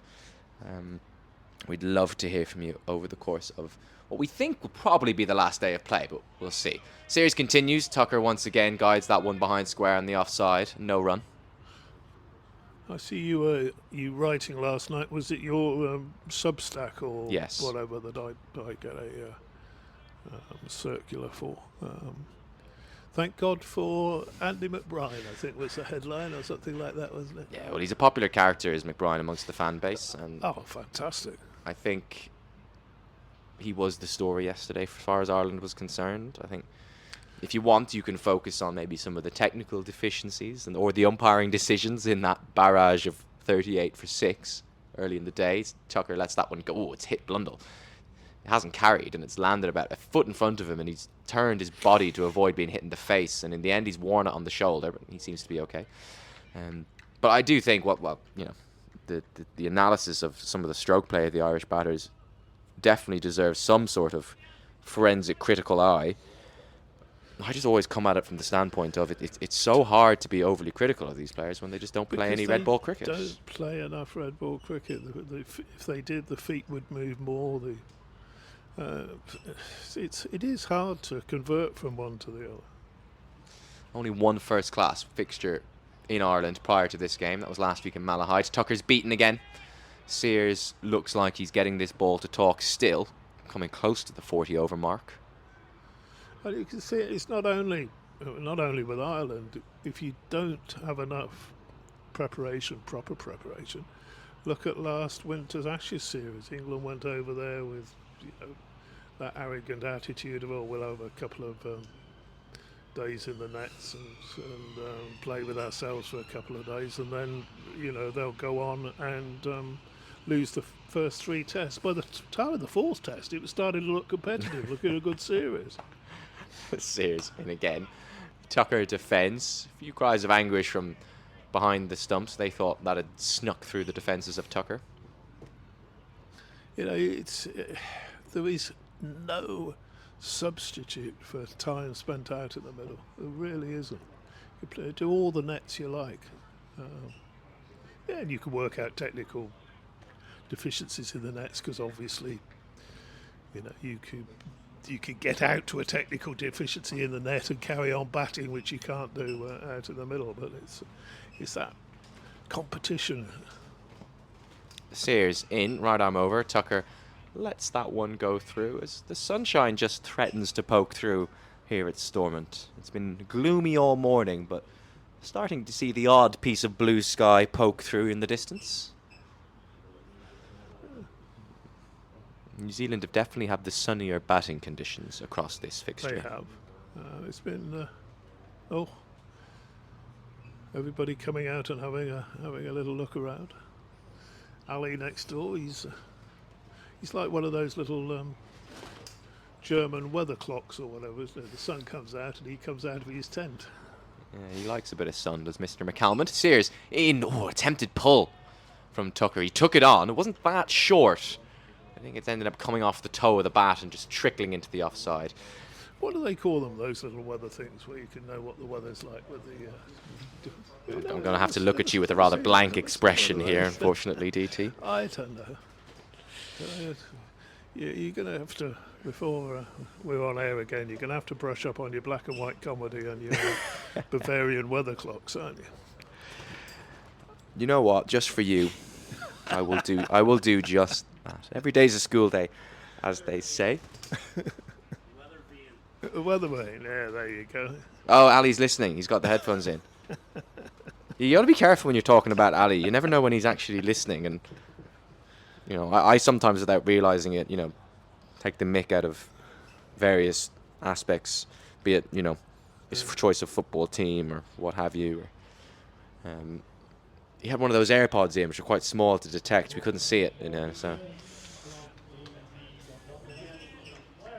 But Ali has just reminded us there on the PAs, you may have heard, that there is a change of bowling from the Dundonald end. Blair Tickner, who has been impressive with his short ball barrage this morning, is back into the attack. He's got 2 men out on the hook. Does he go with the short ball? He does. Doherty just gets inside the line, tucks it off the hip, and hits it out the deep square to get down the other end. over to Tucker to face Tickner's bouncer ploy. 95 for 4. This will be a good test today as well for if he bats on for Steve Doheny's concentration levels, and because it's, you know, batting for a long time against very good quality opposition, you know. I hope he doesn't get to 60 or 70 and it just sort of little waver a bit, you know. Hope he just sticks in there with it. Square leg comes in for Tucker, which suggested a fuller delivery was coming, and it did. And it beats him on the outside edge. He's just struggled to find bat on ball in this innings, hasn't he, Tucker? Tucker, though, he has the experience of having batted all day in a test. I think in one of the Bangladesh tests he batted through and carried it into the final day. First time they played over in Bangladesh was one of the test matches I missed over. He scored 100 in 2023 over in Dhaka.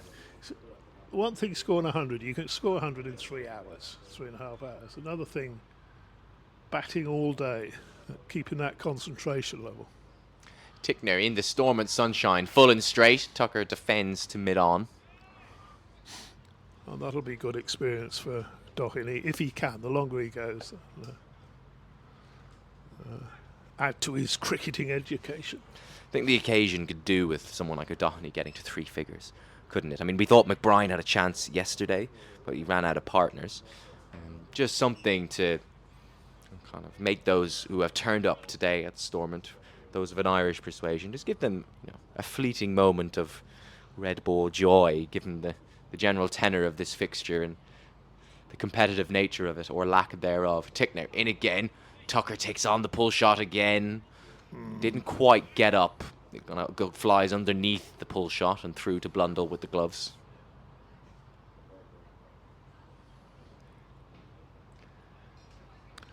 Very good early spell from Tickner. He really worked Harry Tector over, didn't he? And finally got his reward with that short delivery that just followed him. And it was a brute. Absolute brute for Tector. If you were quibbling, you could say he could have dropped his gloves as he was trying to sway out of the way, but the way the ball followed him, it was just awful, and it was almost self-preservation, wasn't it? Just dropped his gloves and taken it on the nose. Easier said than done. Full and straight, short ball followed by a full ball. Tucker manages to keep it out. I would say it's almost instinctively, it is almost impossible to do that, because you just, your brain wouldn't allow that to happen. But Tickner trudges back to his mark. Doheny's just doing some gardening at the non-striker's end, just about halfway down the pitch, maybe not too far from where that delivery that followed Tector landed. But he also worked him over outside off stump as well, beat him 2 or 3 times on over. It was a cracking spell of bowling. Tickner to Tucker. Short, pulled. There is a man out there, but Tucker might have found the gap, and he has. First boundary of this innings for the Irish wicketkeeper. A nice controlled pull shot. 2 men back on the hook, but he bisects them nicely. End of the over. 99 for 4. Ireland still trail by 212. I think Roger McCann is nodding his head, which I think means he fancies coming in. DT, you do another over or so, and then we'll give you your early lunch break as well. Roger McCann. Thank you, Nathan. Encouraging boundary there. There's been few and far between this morning, but that sounded nice off the bat, and gave this healthy-ish crowd something to warm their hands with. Well, you got your shorts on again today. You should have known from yesterday afternoon. The shorts have lots of pockets. I mean, very impressive legs. You look as though you probably shave them. You shave your legs? I've never shaved my legs. They're just a bit hairless, but thank you for... Very smooth, aren't they? Well, you haven't even... Feel free to give it the touch test, David, if you wish, but... No, it's more the pockets. All my other things have like holes in the pockets and stuff, whereas these, you got the old cargo. I can carry around all my paraphernalia. Yeah, I wear those in cargo shorts in warmer. Wow, this is positively tropical for Northern Ireland. As Daryl Mitchell runs away, is this his first over of the morning? I've been slightly distracted. Anyway, it's Mitchell who is going to bowl his medium pacers, replacing Sears. It's just a little victory as well, isn't it, for Stephen Doheny, that he's actually managed to see off the The 4 pacemen got through to Daryl Mitchell, who's no mean performer himself, but he is the 5th seamer in this New Zealand lineup.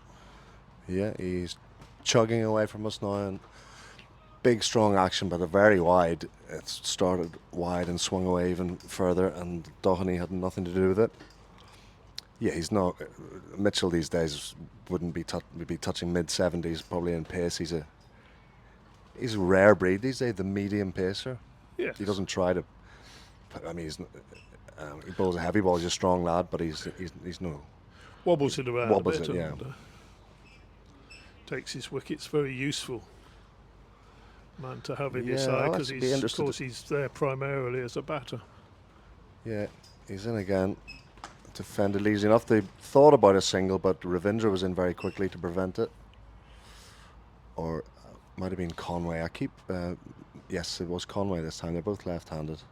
Let's have a look at Daryl Mitchell's Test match bowling stats, because I get the impression he doesn't bowl as much as he used to when he first came in. He's only got 4 wickets in Tests. That's amazing. And this is his 36th match. So yeah, he hasn't bowled much at all. He's a useful little middle overs white ball bowler.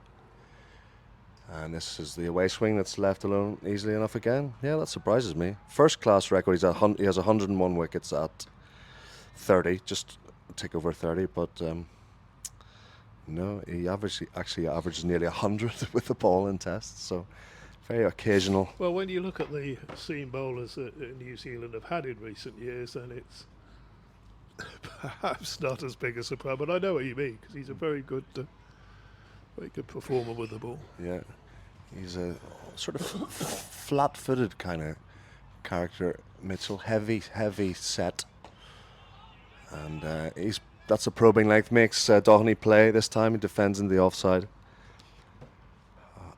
This Irish scoring rate is pretty glacial this morning. Does it concern you, David? Not at all. Not at all. It's proper Test cricket, isn't it? They're looking to save the match. They can't win it. And to save the match, they're going to have to bat all day today.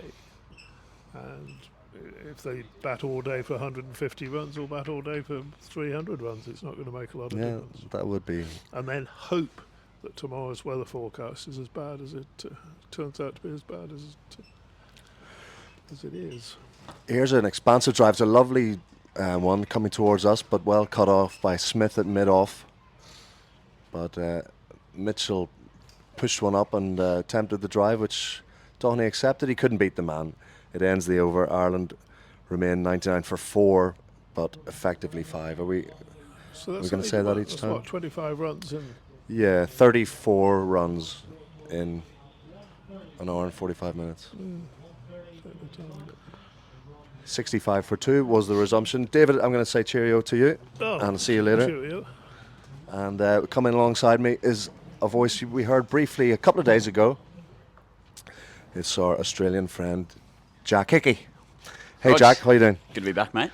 Hopefully you can put up with the rough Australian accent again today. Not at all. It sort of, I mean, you know, you're a classy production. If you hear an Aussie voice in the commentary, you know, it's you can't sort of do one without one almost. Here's Tickner, driven back past him. That's a lovely looking shot. It timed it beautifully, right back past the bowlers, up towards the side screen, and Camphor has 4, and Ireland have brought up their 3 figures. Just throwing himself around, Tickner. Really coming in, steaming it in. Of course it's not Camphor, my apologies. We're just getting settled here, if you'll forgive us. That was Doheny, wasn't it? It was, of course. Doheny goes to 57. Or was it Tucker? They look very similar. We talked about this off air, Jack, and we thought we had a method to identify them. No screens in this radio booth, so it's Tucker with that exaggerated stance, facing Tickner, and he's beaten this time. Good reply from the big seamer. I think it's the baseball style stance we've got to keep an eye on there. That's the one. It was a very authoritative shot. That straight drive from Tucker. Ireland are going to need runs from one of their premier batters. One of the few men with a Test century to his name, with a shamrock on their chest. It started with Kevin O'Brien, of course, in Malahide in 2018. That second innings 100. A very similar circumstance to this when Ireland had to follow on. But Kevin O'Brien made sure that Pakistan batted that again that time. And Ireland would dearly love that thing to happen. Here's a top edge pull. It bounces a couple of times down to the backward square leg, head and hands from Tickner. And this very threat from Tickner. He's a proper aggressive fast bowler. He was good this morning. Jack, what did you make of him? He's looked really aggressive. I was just saying to you off air before, he kind of comes in all sort of arms and legs, a bit Brighton Cast style. And he's obviously done well this morning with a few victims already. Yeah, one run to Tucker on that hook shot, a genuine hook shot. He had to take it off his eyebrows. And it's Doherty faces. He has a similar, pretty bat high, but he's not so crouched in his stance. He's covering up in defence, as he's done very well all morning. Stephen Doherty, currently on his highest ever Test match score, 57 not out. Definitely doing us no favours in our position here, commentating with the knitted sweaters on, both of the lads out there. Yeah, that lovely jersey. There's the Kiwis are wearing a few of them too. Nathan Smith in front of me. No piping on their jersey. The lovely green piping that the Ireland boys wear so well. Andrew Leonard on my left wants to make a point. 2 scoring shots in 12 overs from the city end. Two scoring shots in 12 overs from the other end. Oh, this one balloons off the shoulder of the bat, and it's caught really well, taken by the gully. Oh, it's gone. He confirms to the batter. That short ball again from Tickner. He's got rid of Doherty. It ballooned off the splice, and the man, I think it's Conway, who had a load of ground to make, sprinted in, tumbled full length, and got it just before it hit the grass. Great catch. Just got his hands to it, really. Ireland have lost their 5th, and with another man injured back in the hutch, it's the 104 on the board. It's Doherty, the set man, caught Conway bowled Tickner, and Tickner's been the chief destroyer this morning. He gets his 4th wicket. And we're into the part of the Irish lineup with McBride and Adair, who did a good job yesterday and steadied the ship. What do you think? Have they got it in them to? Well, there's a lot of talk. There's a warm applause for Doherty as he goes in. He's devastated, but there's a lot of talk yesterday of how well McBride and Adair batted together. And the nature of this, now McBride coming in at number 8 because of the night watcher, but he's normally a 7, and he so often proves to be the class of the Ireland batting, and he's a fighter. He's come in so many crisis situations, and we'll look. The Irish crowd here would dearly love to see him display all that again, but because they need to. That's the Ali and Nathan did a very good podcast last night, which I implore you to check out, the Irish Cricket Pod, where they really extolled the virtues of Andy McBride, this fighting spirit that he has. And it's much in demand now. Ireland have got to just set their sights on lunch, which is still 40 minutes away. And we've got another man out there in the sweater again. Yeah, well, he's a lefty This at time least. the left hand, yeah, that we helps. should be able to. But they're another small guy is Andy McBride. Interesting to see if Tickner comes in and keeps bowling short, and that's been what's done the damage this morning for Yeah, them. well, there's a deep backward square leg. There's 3 slips. There's no one under a helmet or anything. But Tickner's gone round. No, he just pulls up in his delivery stride. He was coming round the wicket, just messed up his run up a bit. But that field is 3 slips, a gully, a backward point, a cover, a mid on, and are there 2 men out for the hook? We have to look. Yes, there are. We have to look round to our right to see a long leg and a deep backward square leg as Tickner gets one on the hip. McBride gets his account underway with a little nudge off the hip for a single. I don't know, Jack, I actually quite like to watch it from here. I like to step out of the tent so I can see the full ground. You're very welcome to join me. We'll roll Come out back. to get a And small then bit of the sun we're in the while it's here. fresh air. Exactly. It's a bit nicer. And you can see that. We can see that scoreboard over to our right, and it's telling us Ireland are 105 for 5 after 40 overs.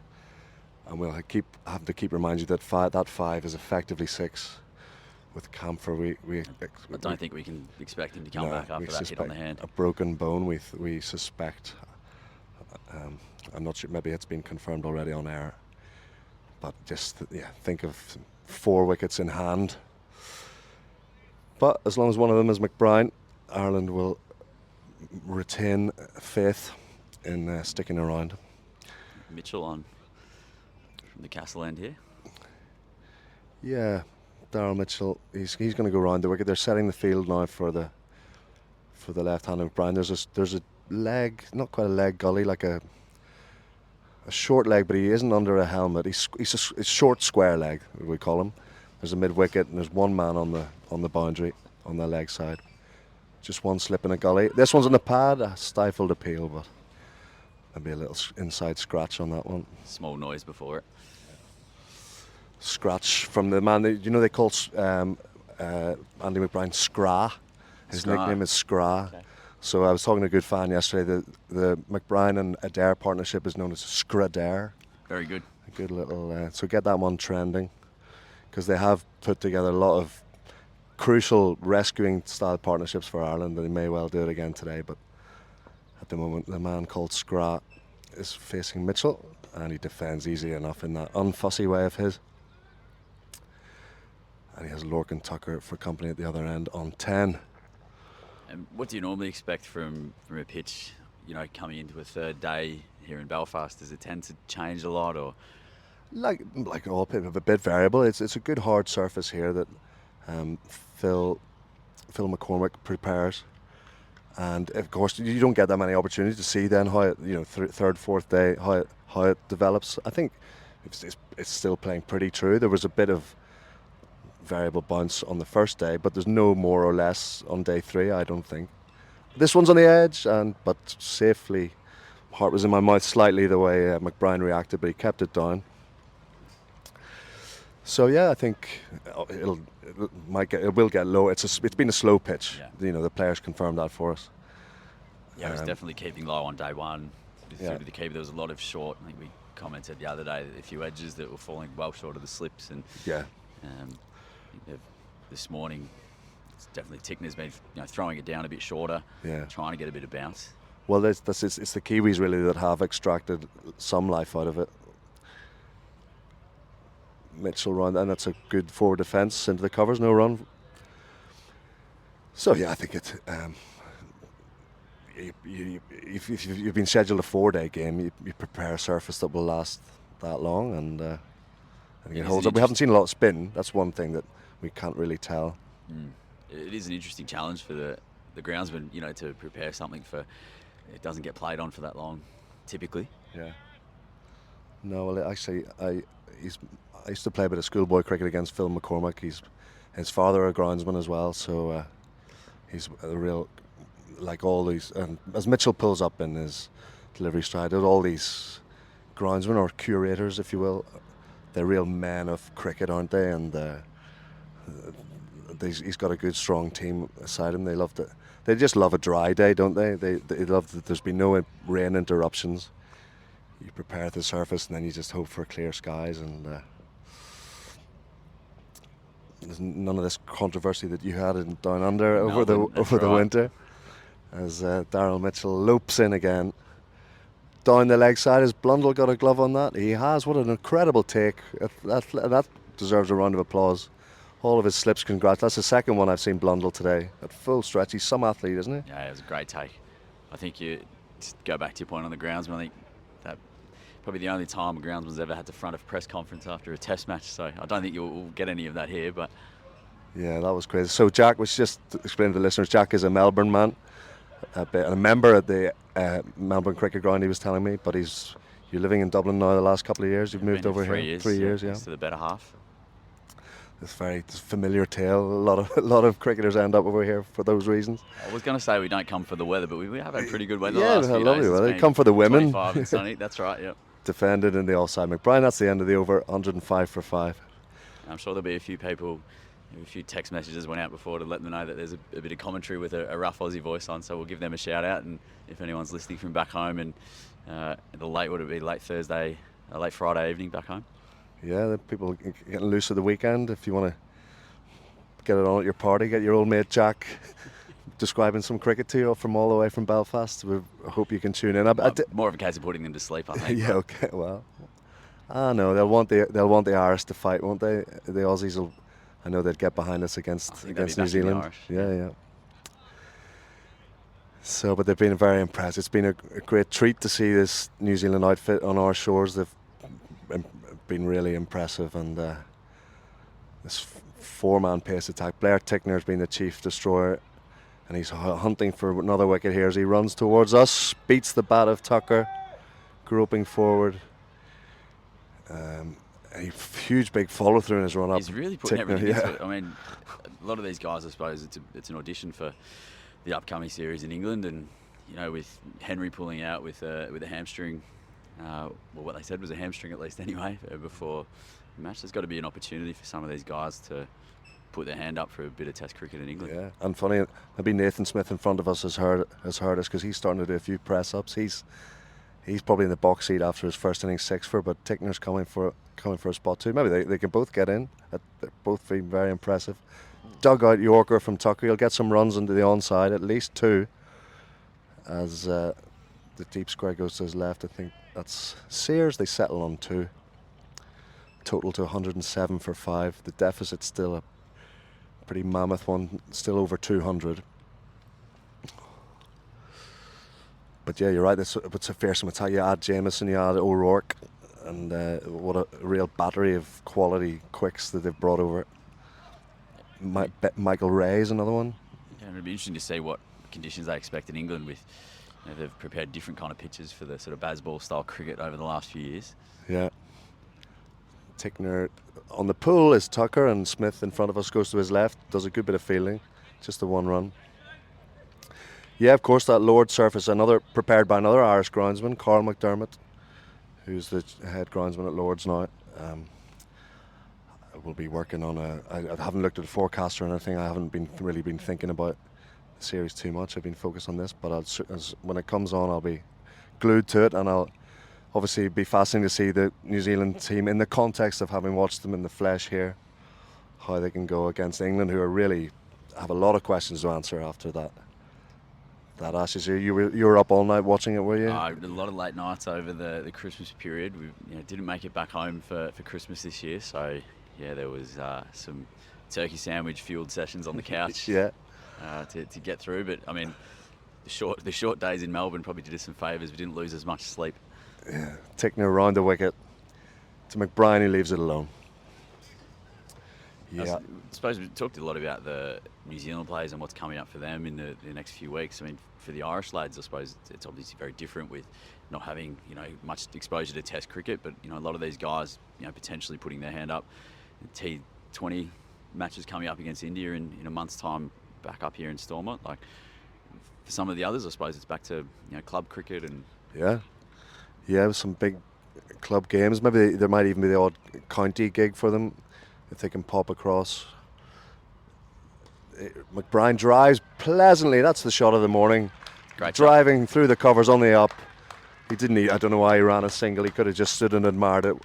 The Stormont crowd certainly admired it and applauded. That's my shot of the day. McBride looks every inch the proper batsman, doesn't he? Yeah, really confident shot there.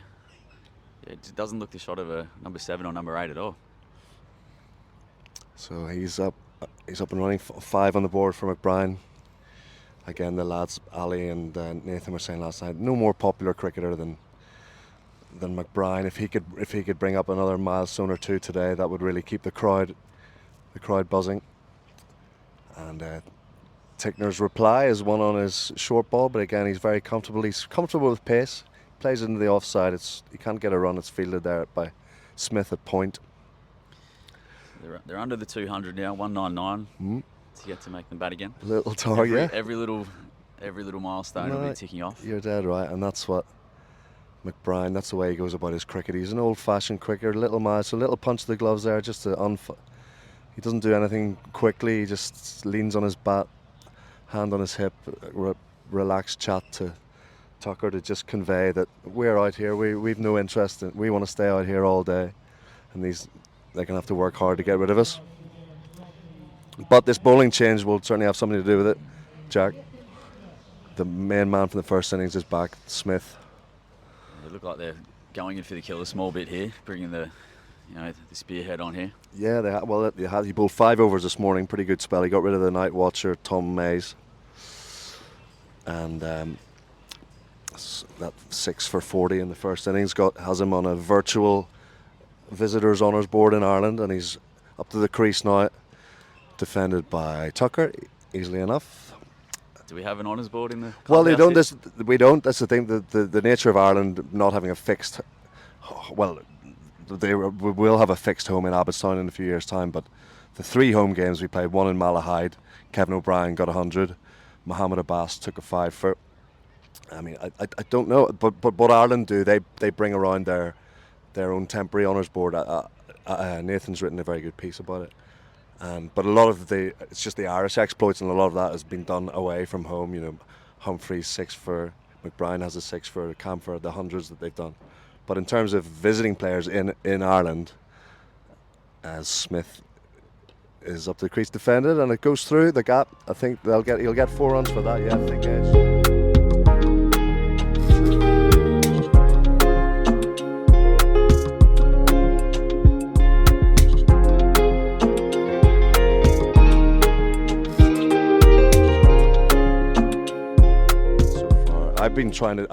I'll show you it. Ravindra's 1-2-1. Very good, yeah. Blundell's 186, and then Smith's 6 for 40. We've actually had a fair bit in 2 and a bit days of cricket. There's actually been quite a few milestones ticked off by a few lads. Yeah, but it's time that we need to add to the Ireland home. It's looking a bit bare on the Irish side. It's just still Kevin O'Brien's 118, but let's not. It would just be an extra little bonus. We love these little milestones and stats because the players. That goes into their career for eternity. Smith, sort of bit of discomfort for Tucker. He's half forward and just squeezed it in defence on the offside.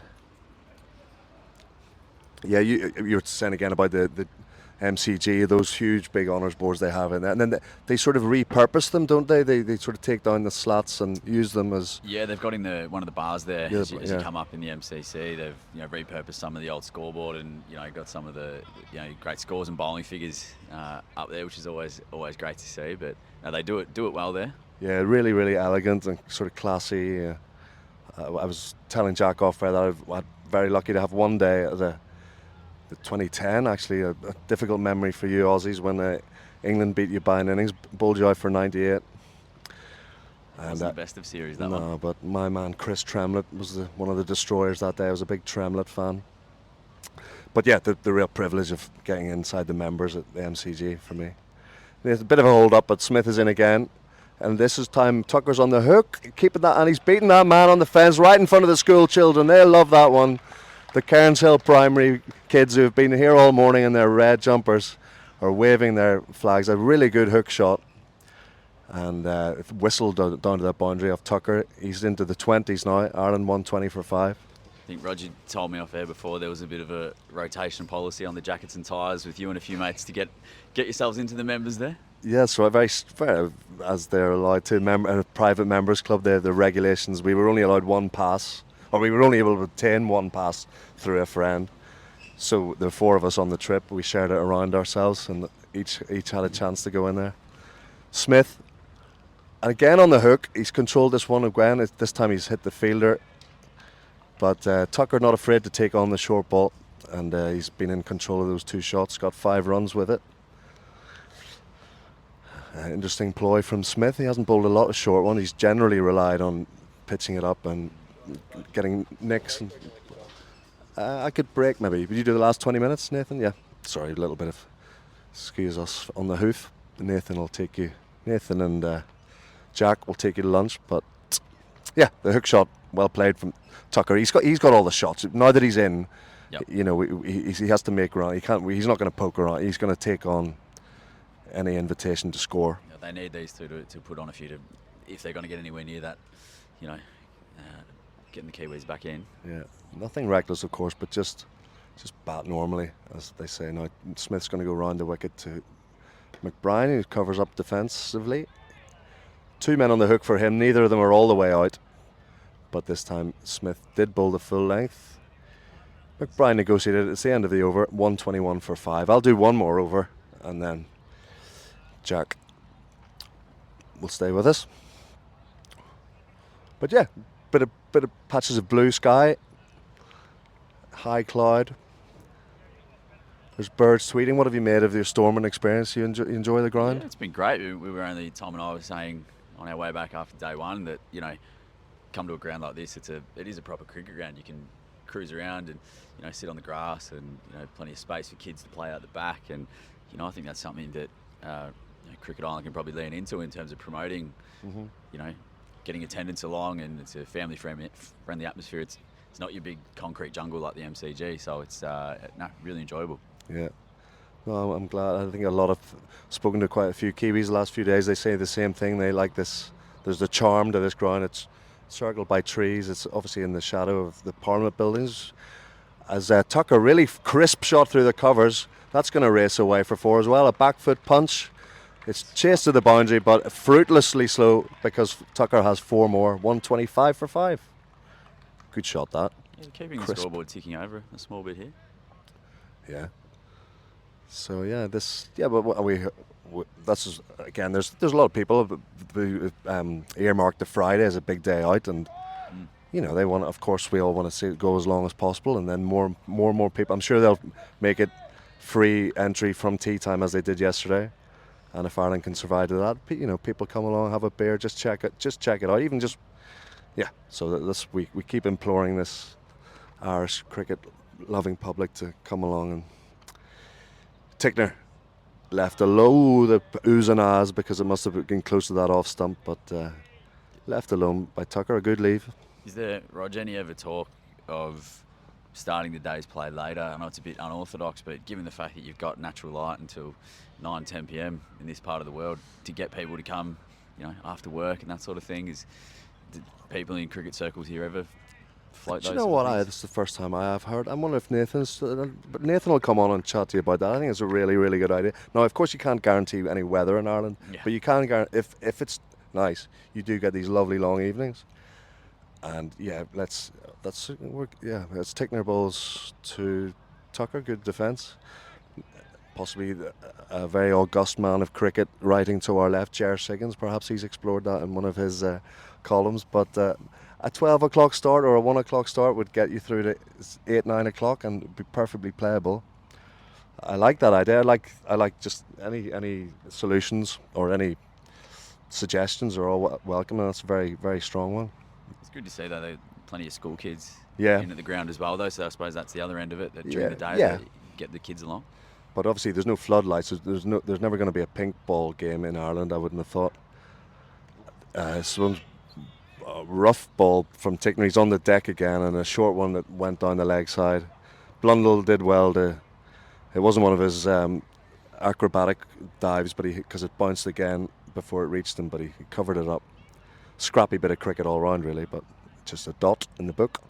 You just noticed there when he took a tumble, there is a bit of dust kind of puffing up, you know, when they scrape along a bit. So you do wonder if the game did stretch into a 4th day, whether there would be a bit of. I think so. Quite Yeah. warm. The sun's been pretty hot. Would it break the surface up a small bit?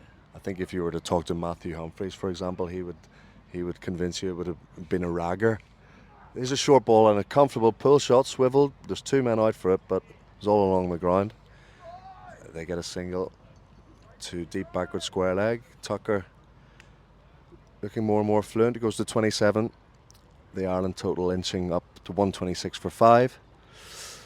The field changes for the left-hander. And I think the Kiwis there's a little drop in energy from them, you'd have to say, wouldn't you? It's a long first It's session. long for, yeah. I mean, It's they've been unusual, out isn't there it? for, you know, already 2 hours and 10 minutes. You know, test everyone out a small bit in terms of a 2.5 hour first session. Yeah, and that's if you're going to ask a team to follow on, you've got to then you know put 2 innings in a row in the field. Takes its toll, but they're ready to go. Tickner never ceases energy, and he hurls himself into another one. But no, it's scrappy. It's beaten Blundell. It'd be more buys, and yeah, little signs that the Kiwis aren't as in control as they were. With that, I'll say cheerio to Jack and hand you back to Nathan Johns. Good day, everyone. Welcome along to Stormont. Rod, you got a shout out from the Caribbean Cricket Podcast. I'm not sure which one of the two, whether it's Mash or Santoki or God, they're in Clontarf, of course, for the West Indies women's match. But he said, whichever the duo it is, whilst I wait to head to Clontarf for West Indies versus Pakistan, he's listening to your dulcet tones. Welcome along to the Caribbean Cricket Boys. Welcome along to everybody who's listening to us here on day 3 of this one-off test between Ireland and New Zealand. Ireland with about 18 minutes to go until lunch. They've reached 130 for 5. Need another. They still trail by 181. New Zealand, of course, declared on 490. Ireland are following on after being bowled out for 179. So, like I said, they needed 181 to make the Kiwis bat again. Curtis Camphor has a suspected significant hand injury after being hit earlier today. So, in reality, they look to be 6 down. Smith comes in. Tucker forward and defends. That's the state of play. Our very small, almost wholly useless scoreboard is now definitely useless because it's decided to go on the fritz again. So it wasn't very the font wasn't big enough for us to. Even for those with relatively good eyesight, it was testing the eyesight a bit there. Well, my eyesight's not very good, but I've had my contacts on my glasses all week, and it's been a struggle. And so Camphor, you confirm he's not looking good to come back. Not confirmed. I haven't heard anything, but like just the way he was struggling to grip the bat and everything, and just Ireland are already injury riddled at the minute. Lots of players missing. Smith comes in, Tucker defends straight back to the bowler. With the sizable occupancy of the treatment room these days, it's just probably not worth sending him back out. He's not saving the game. He might go out there and if you load him up on painkillers and give him an injection of sorts and see if he can survive another half an hour or so. But in the longer term, that probably isn't worth it. Bowling's been sharp enough from the New Zealanders this morning. There's been a few that have struck guys and they look to be going in for the attack. Yeah, the pitch is very poppy at the minute, isn't it? The Smith, well, that one didn't pop. It's rolled along the deck off a half volley length, and Blundell's done well to stop it as Tucker's drive comes up empty. It has been a bit up and down though, hasn't it? The bounce is pretty variable. First day it was not carrying, and there's a few have jagged up. The one that got Camphor on the hand really snuck up, got his top hand on the bat there. Yeah, if you look at some of the Irish dismissals. I mean, Harry Tector got one that popped and followed him, and he just stuck his hands in front of his face to try and protect his head. He gloved one up, got caught. Doheny also got one that popped, similar dismissal, glove. Good catch by Conway, diving forward in the gully. Smith comes in, Tucker falls over his front pad a little bit, but manages to keep it out. And then Camphor, as we discussed, was not dismissed, but certainly removed from the game temporarily for now by, I think it was Sears. Yeah, it was Ben Sears who just got one to pop off a length and clatter into that left glove in uncomfortable fashion. A bit grey here at Stormont. That momentary pocket of sunshine that we had lasted about 10 minutes or so. It's definitely a bowling day, which is the last thing Ireland wanted after being sent in to follow on. Nathan Smith vigorously working on that ball, using his shirt. Then he moves to the back of his trousers, the more traditional use of whites for shining. Big red mark running down the side of his leg. Turns, comes in, up past the umpire. Full, defended by Lorcan Tucker. Yeah, scoring's been tricky.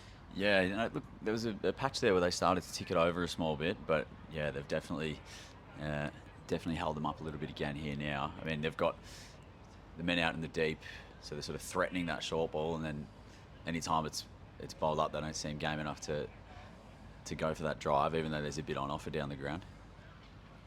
Bit of gardening for Tucker. He's 3 slips in a gully behind him, next to wicketkeeper Blundell.